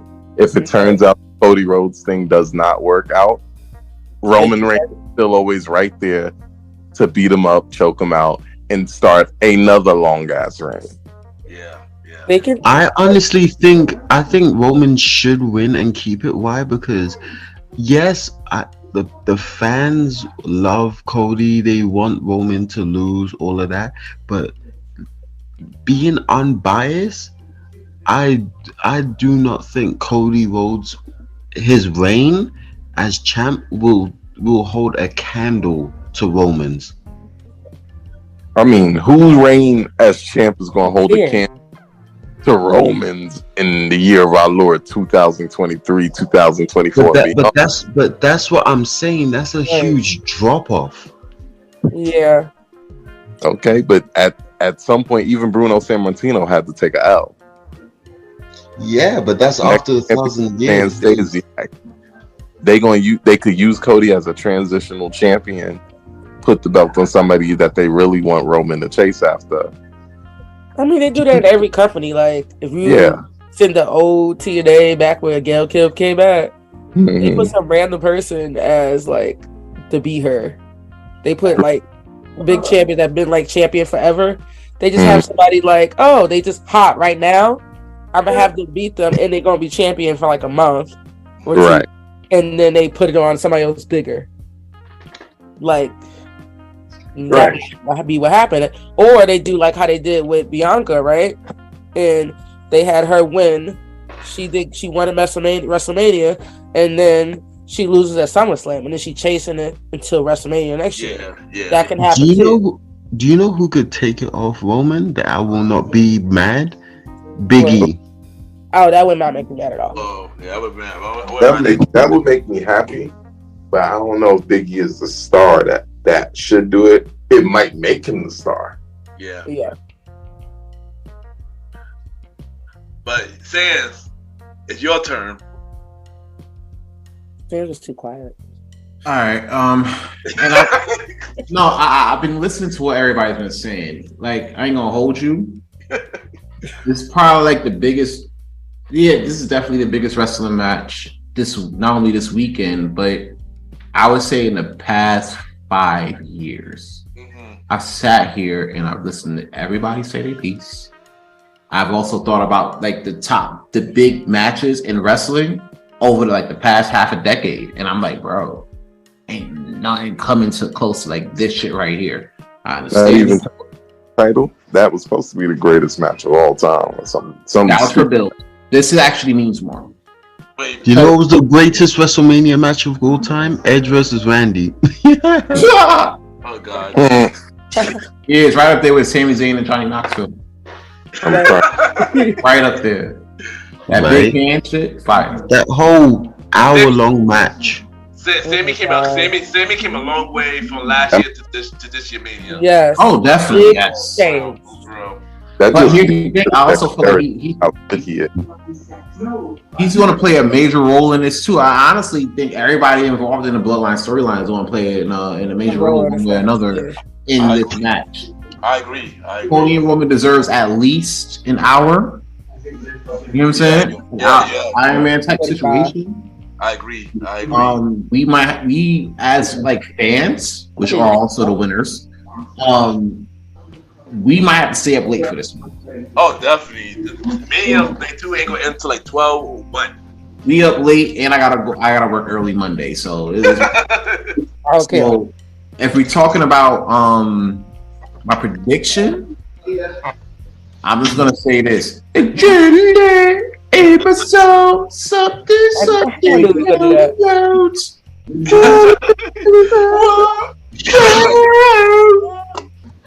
Yo, if Cody Rhodes wins, I will spare him my damn self.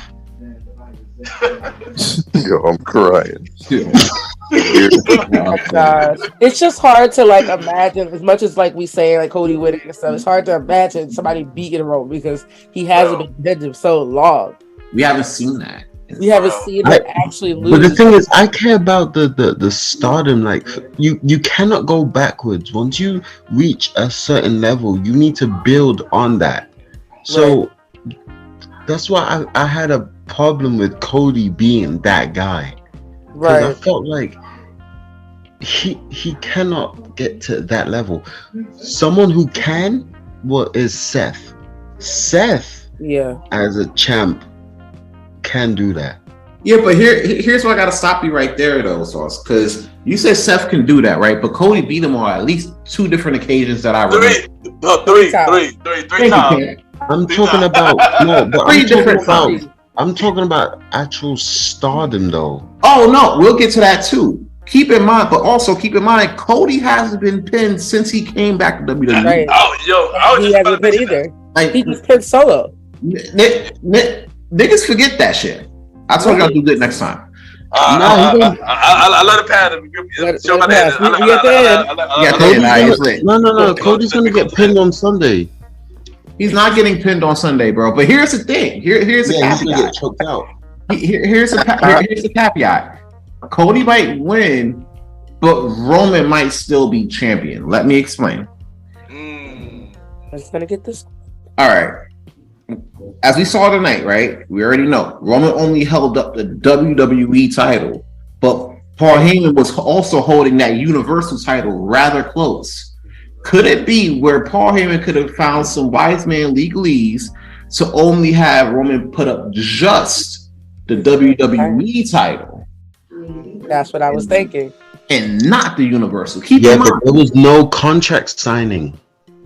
There was no contract signing. Exactly. It really wasn't. It was only face to face. The only people that had contract signing was conspiracy theories. And then on top of that shit, there's supposed to be a new Cody winning the belt. He says he's gonna come up with bring back the wing. There's already a rumor that Universal title is going away, and there's a brand new title coming out after Mania, I think.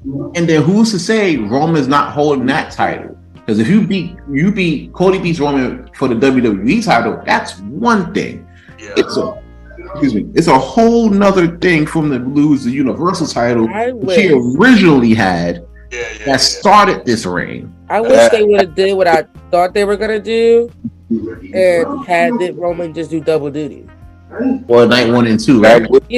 I wish they would have just had him do that, and then like had the main like that one of them be like maybe the WWE title, him lose it, but not be pinned.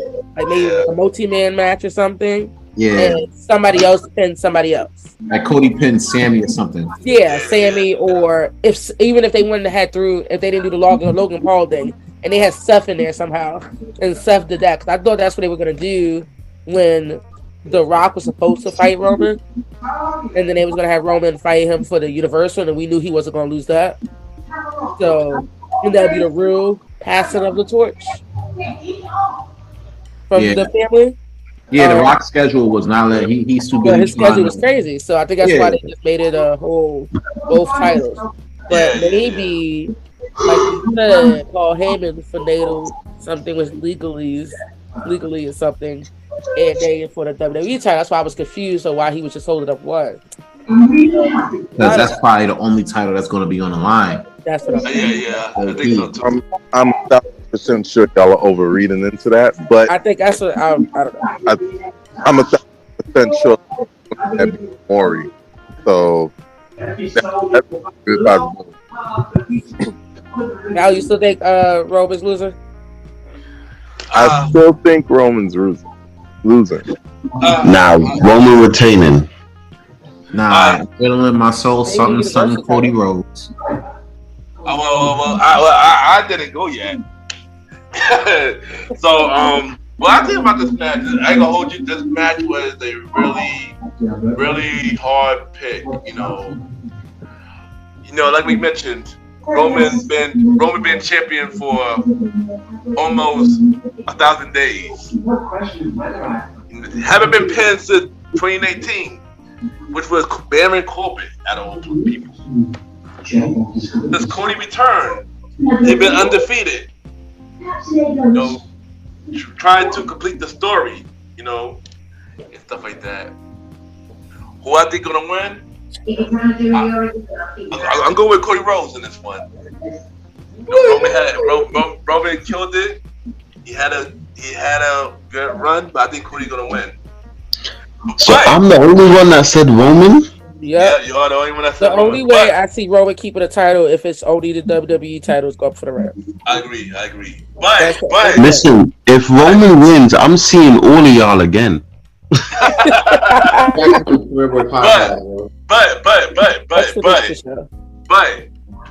I do think somebody gonna come out after Cody win.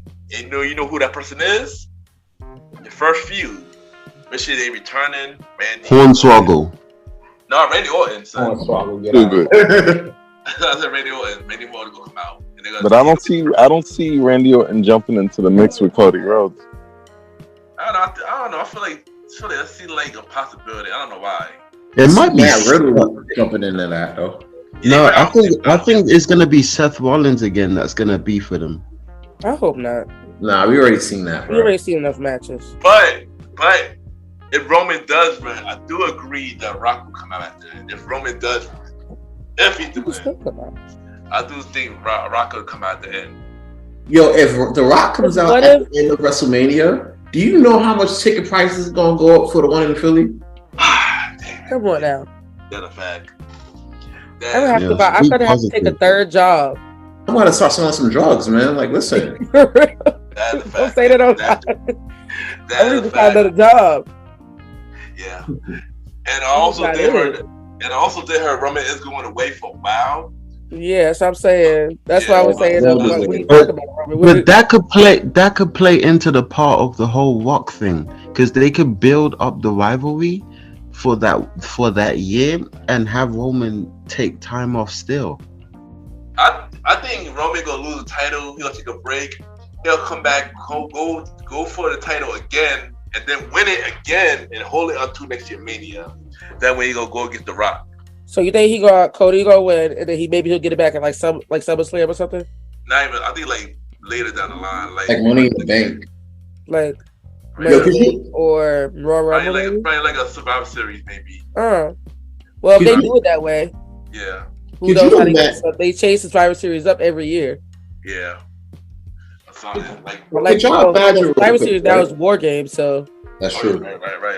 Which has been bomb. I like that idea. But guys, could you imagine, right? Roman goes on break, right? After Mania and everything, takes time, and then he comes back like at Money in the Bank as like a secret opponent. Like how Mustafa Ali was about to win it, and then Brock Lesnar came out of nowhere. Oh yeah. Like you imagine, like yeah, that'd be funny, son. Like Xavier Woods go up to climb the ladder, right? Why Xavier Woods? Because it got to be somewhere close. Like yo, Xavier Woods might win Money in the Bank. It got to be somebody who actually want to win. I mean, we want to Xavier Woods to win, but I don't realistically Xavier Woods is really gonna win. Like do like Kobe at least. But that's why this makes it more plausible. Like Xavier was going up the ladder, and the next thing you know, you hear Roman's final boss theme music come out. He's the last opponent. You hear that music, you be like, that music was Bob. I was ready for him to get rid of that music, the old music. Because it just brought back the Shield and stuff. I'm like, it was like the old Roman still. Nah, that new music, that's like final ball shit. I feel like final ball. Somebody about to die. Yeah. It's over for you. All you gotta do is put like some Latin words, like some like not like Latin word, like Spanish words, but like Latin words in there. You know, like from like Shakespeare or some shit, and it's over for whoever fights it. Whoever fights that. But yeah, that song come out, you like, something about it's about to be over. Somebody else. Yo. So, all right. So before we go, because this episode way too long already, I got one more question to ask y'all. So I probably asked this already, but we gotta ask this again. So at the Raw at the Mania and the SmackDown at the Mania, who is your surprise to come back? Randy. I would say Randy. Yeah, Randy's probably the biggest one. I don't think Randy. Oh, Riddle. I think either one might come back. I think Riddle stay away for a while. He's still dealing with some stuff. I think we get the Psycho Killer back soon. Who? Dean? Tommaso Ciampa. Come on, guys. Tommaso Ciampa. That was actually my pick. I was going to say Ciampa, actually. That was my pick, actually, though. Ciampa. For some reason, when you said Psycho, my mind went straight to Dean Ambrose. Me too, yo. Me too. I was thinking, I was like, AEW right now to be talking about coming back. The lunatic. I would love for him and Gargano to like put up a challenge to whoever wins. Yeah, me too. Yeah, why were you dying? But DIY versus KO and Sammy would be a fire match, yo. I want that to happen. Goodness, they would go. But I would fuck with the Usos versus DIY. Yeah, I would too. No, I would too. Yeah, that's two. Yeah, that'd be a fire match though. Yeah. And honestly, I would want to see them kind of do it like at least 3 times. Yeah, but like not back to back. Like a best of. Yeah, they do like a best of 7 over the course of the year. Yeah, and I got one more question. Which NXT's call up y'all see going to the main roster? Ooh, and not mentioning Braun, not mentioning Zoe, because we already mentioned them already, and not mentioning Cameron Grimes. Indy. Because she not winning. She not doing that in NXT. She could go up and be with Candace. So, but now, what about you, Sauce? I have no idea right now. No lie, I don't know. I don't know. That's crazy. Oscar. Yeah. What about you, Sans? All right, real quick. Jinder Mahal. Really. I saw Jinder Mahal on an episode of NXT one night. I thought they put him back down there. Yeah, he back down there. Bring him back, bro. He was a modern day Maharaj. Bro, he beat Randy Orton at Backlash. He back down there for a while. He's with Veer and with Veer and Saga. And you know what? That's great. Bring them too. Yeah, I mean, them up and let them be dominant because it'll be way better than Jinder Mahal and the Bollywood boys. They got some beef with the Creeds. They got some issues with the Creeds. So they come back right now.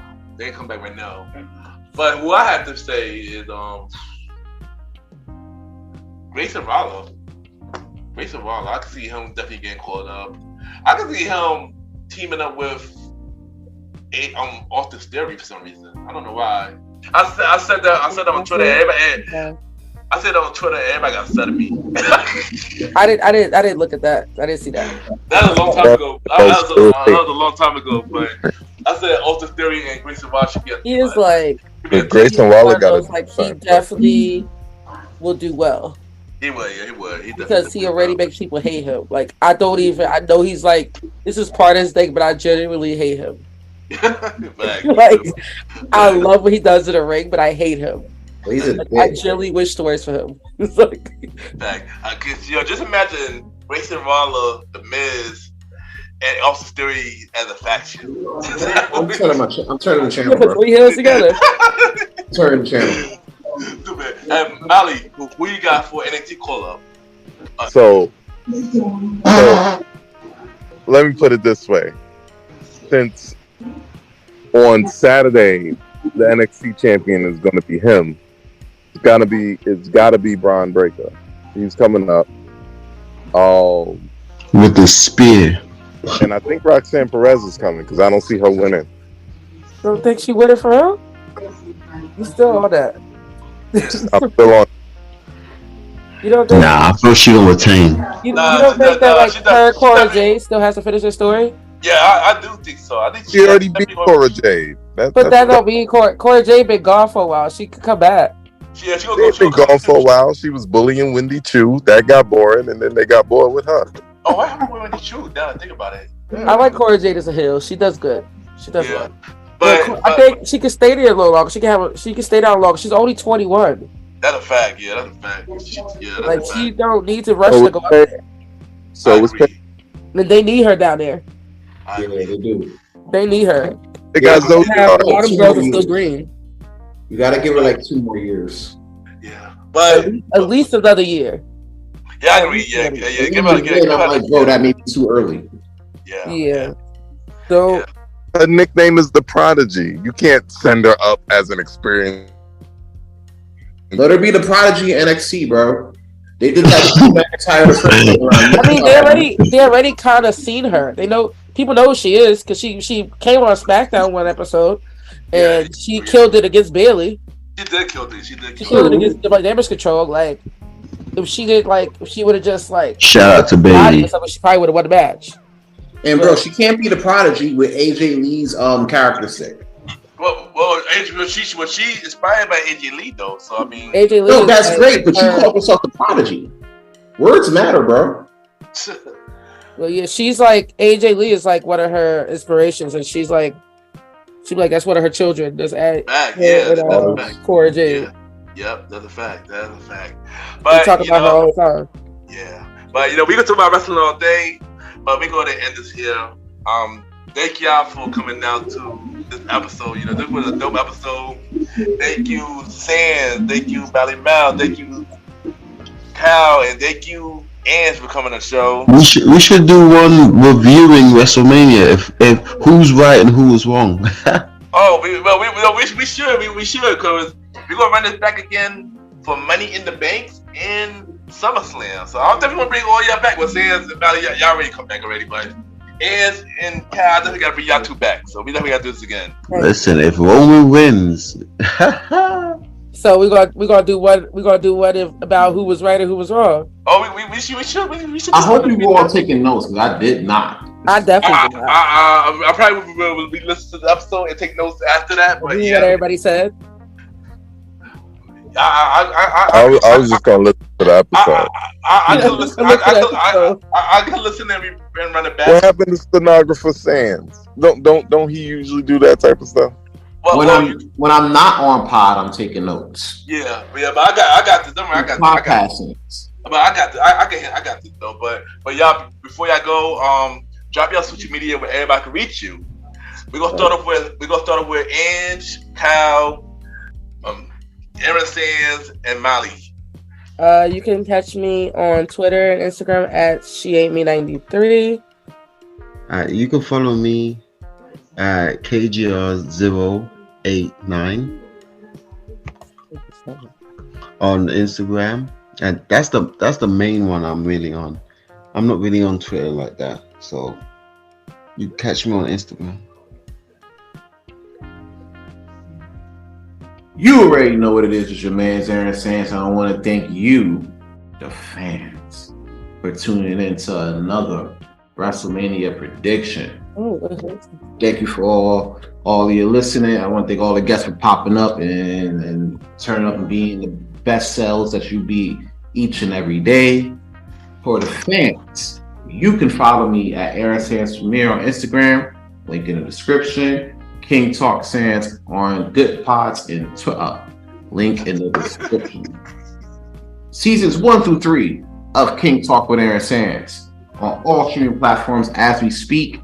Listen to the rest of this podcast, then shoot over and check out seasons 1 through 3 of King Talk with Aaron Sands. A special announcement regarding King Talk is coming next Friday. Stay tuned.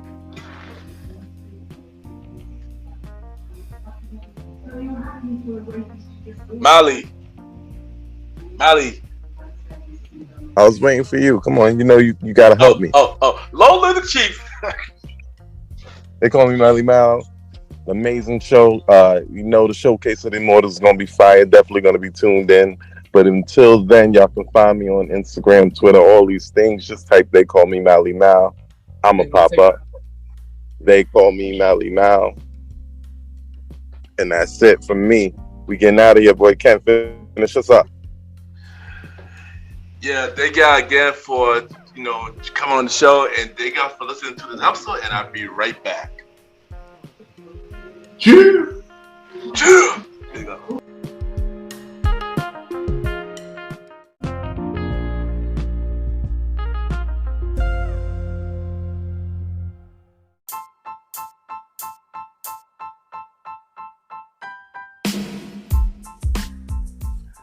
Hello, everybody. This is your boy Ken, aka Mr. Gentleman, the Gentleman Like the Podcast and the Premier Boy Podcast. And this commercial is brought to you by the Premier Boy Podcast, where where we talk about anything about the culture.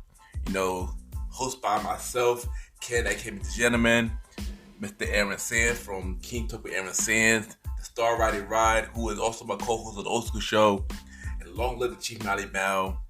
And we talk many topics, from politics, music, sex, love, relationships, and many more. And also every topic that's going on in the news right now, many of our topics are very controversial, and the podcast show might not be for everybody because we talk about many explicit content, and yeah. So if y'all decided to check out the show, y'all be warned because y'all might need a drink or two. And yeah, because this podcast is so crazy. I'm shocked they had not got canceled yet. So if y'all looking forward to listen to the Premier Boy Podcast, check it out on Anchor, Spotify, Apple Podcasts, iHeartRadio, and many more. Each and every Wednesday at 12 a.m. You can check out the Premier Boy Podcast with myself, Mr. Aaron Sands, Star Riding Rod, and long live the Chief Malimal. This is your boy Ken, aka Mr. Gentleman. Have a good day and night wherever you're listening to this episode. Now back to the show. Yeah!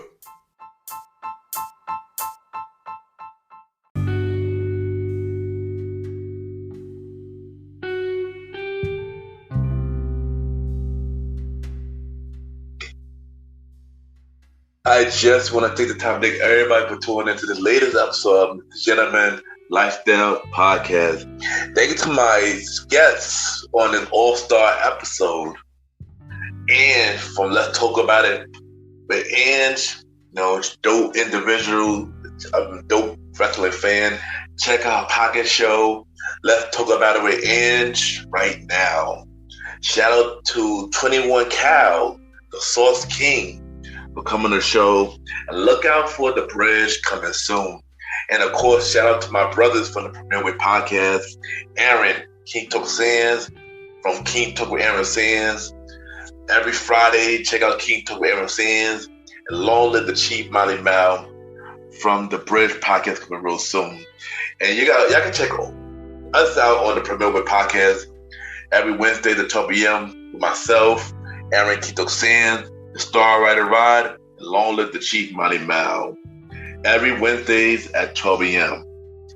And y'all know where I'm at every week with the Gentleman Lifestyle Podcast. Every Sundays for the main series, and every Thursdays for the spin-off series Thursdays at 12 a.m. We on Anchor, Spotify, Apple Podcasts, iHeartRadio, Amazon Music, and Pods, and many more. Y'all can rate the show 5-star rating on Spotify, Apple Podcasts, iHeartRadio, and Amazon Music. The more y'all rate the show, the more people know about the Gentleman Lifestyle Podcast. Starting in May, with the Gentleman Lifestyle Podcast presents spin-off series Thursdays, where we have shows like A Conversation About Music Podcast every first Thursday at 12 p.m. The Old School Show with myself and the Star Ready Rod every fourth Thursday at 12 p.m. and Date Night Talk Podcast every second and third Thursday at 12 p.m. So, starting in May, spin-off series Thursdays. If you want to be a guest on the Gentleman Like That Podcast, y'all can email me at bio about yourself and everything that you do to my email, kenYPGENT@gmail.com, or hit me up on social media, Ken_Mr. Gentleman. I repeat, Ken, Ken _ Mr. MR Gentleman, GENTLEMAN, and I am looking for guests for season 7, because season 6 is pretty much all filled up. Unless things could always change, but I am definitely looking for guests for season 7. So hit me up if you're interested to be a guest for season 7. I'm Mr. Gentleman Like That Podcast main series. And at this time, it's time for everybody's favorite end of the episode segment. We had the Mr. Gentleman Lifestyle Shoutouts, where I shout out 5 podcast shows and I give them their flowers. And the 5 next shows that I will shout out is Conversation with Kinfolk Podcast.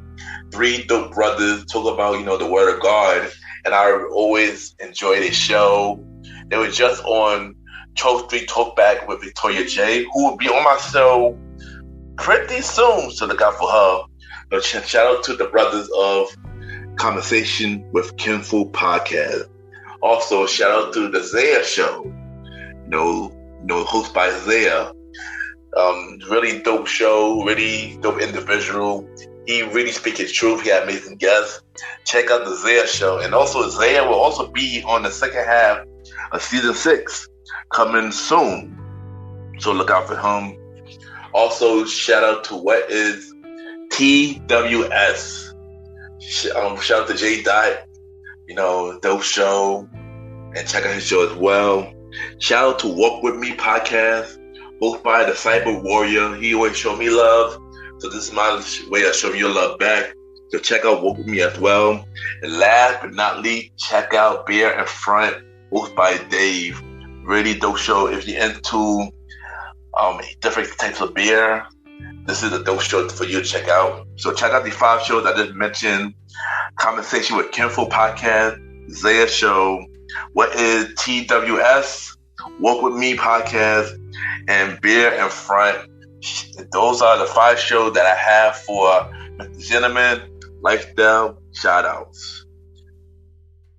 And also, follow me on Good Pod, Ken, Mr. Gentleman. Y'all already know Good Pod caters to many independent podcasters. We rate each other's shows. We see what each other will be listening to, and we have the charts. And at this time, time to do the chart review, and of course I'm gonna do the Good Pod charts. At this moment, Mr. Gentleman Like That Podcast is back on the charts. So during this time, for top 100 shows, we are number 5. For top 100 shows on society and culture, we are number 2 for society and culture. And for top 100 episodes, we are number 7 for normal charts and number 9 for indie charts. For the latest episode 14, the top 20 countdown show, our favorite movie with Jalen. So I just want to take the time to thank everybody for continuing to check out the Gentleman Like That Podcast. Thank you for getting us back on the charts. It really means a lot. And continue to support Mr. Gentleman Like That Podcast. It really means a lot. And once again, I thank y'all. Y'all already know, check out the website for Mr. Gentleman Like That Podcast, www.realmrgentlemanlikethatpodcast.com, www.realmrgentlemanlikethatpodcast.com. The Gentleman, like the podcast.com. Y'all can check out every episode from The Gentleman, like the podcast. Y'all can watch every video that we have on the website. You can check out every guest appearances that I was on. Y'all can check out the latest episode of The Math Debaters. Shout out to Deanna Robinson and the Math Debaters family. And I was on the 104 hip hop song tournament. So check the episode out. That was a really fun show. I can't wait to go back on the Math Debaters. I can check out every guest appearance that I have. Now I have 57 guests. So check out every guest profile. And y'all can buy merch from the Gentleman Like That the Gentleman Like That podcast store. Partnership with Team Public. We have mini shirts, hoodies, masks, mugs, pillows, and many more. So support the Gentleman Like That podcast. Check out the website www.realmrthegentlemanlikethatpodcast.com. And yeah, and once again, I just want to take the time to thank everybody for tuning into the latest episode of The Gentleman Like That podcast. Y'all already know I will be back next week with another new episode of The Gentleman Like That podcast. Have a good day or night wherever you're listening to this episode.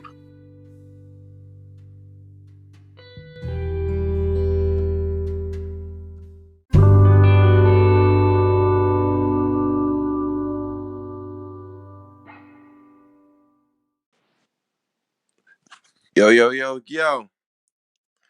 This is the fresh one. They call me Malimal, the man. And you're listening to the Gentleman Lifestyle Podcast with my boy, the gentleman, Ken. Shouldn't be anywhere else right now.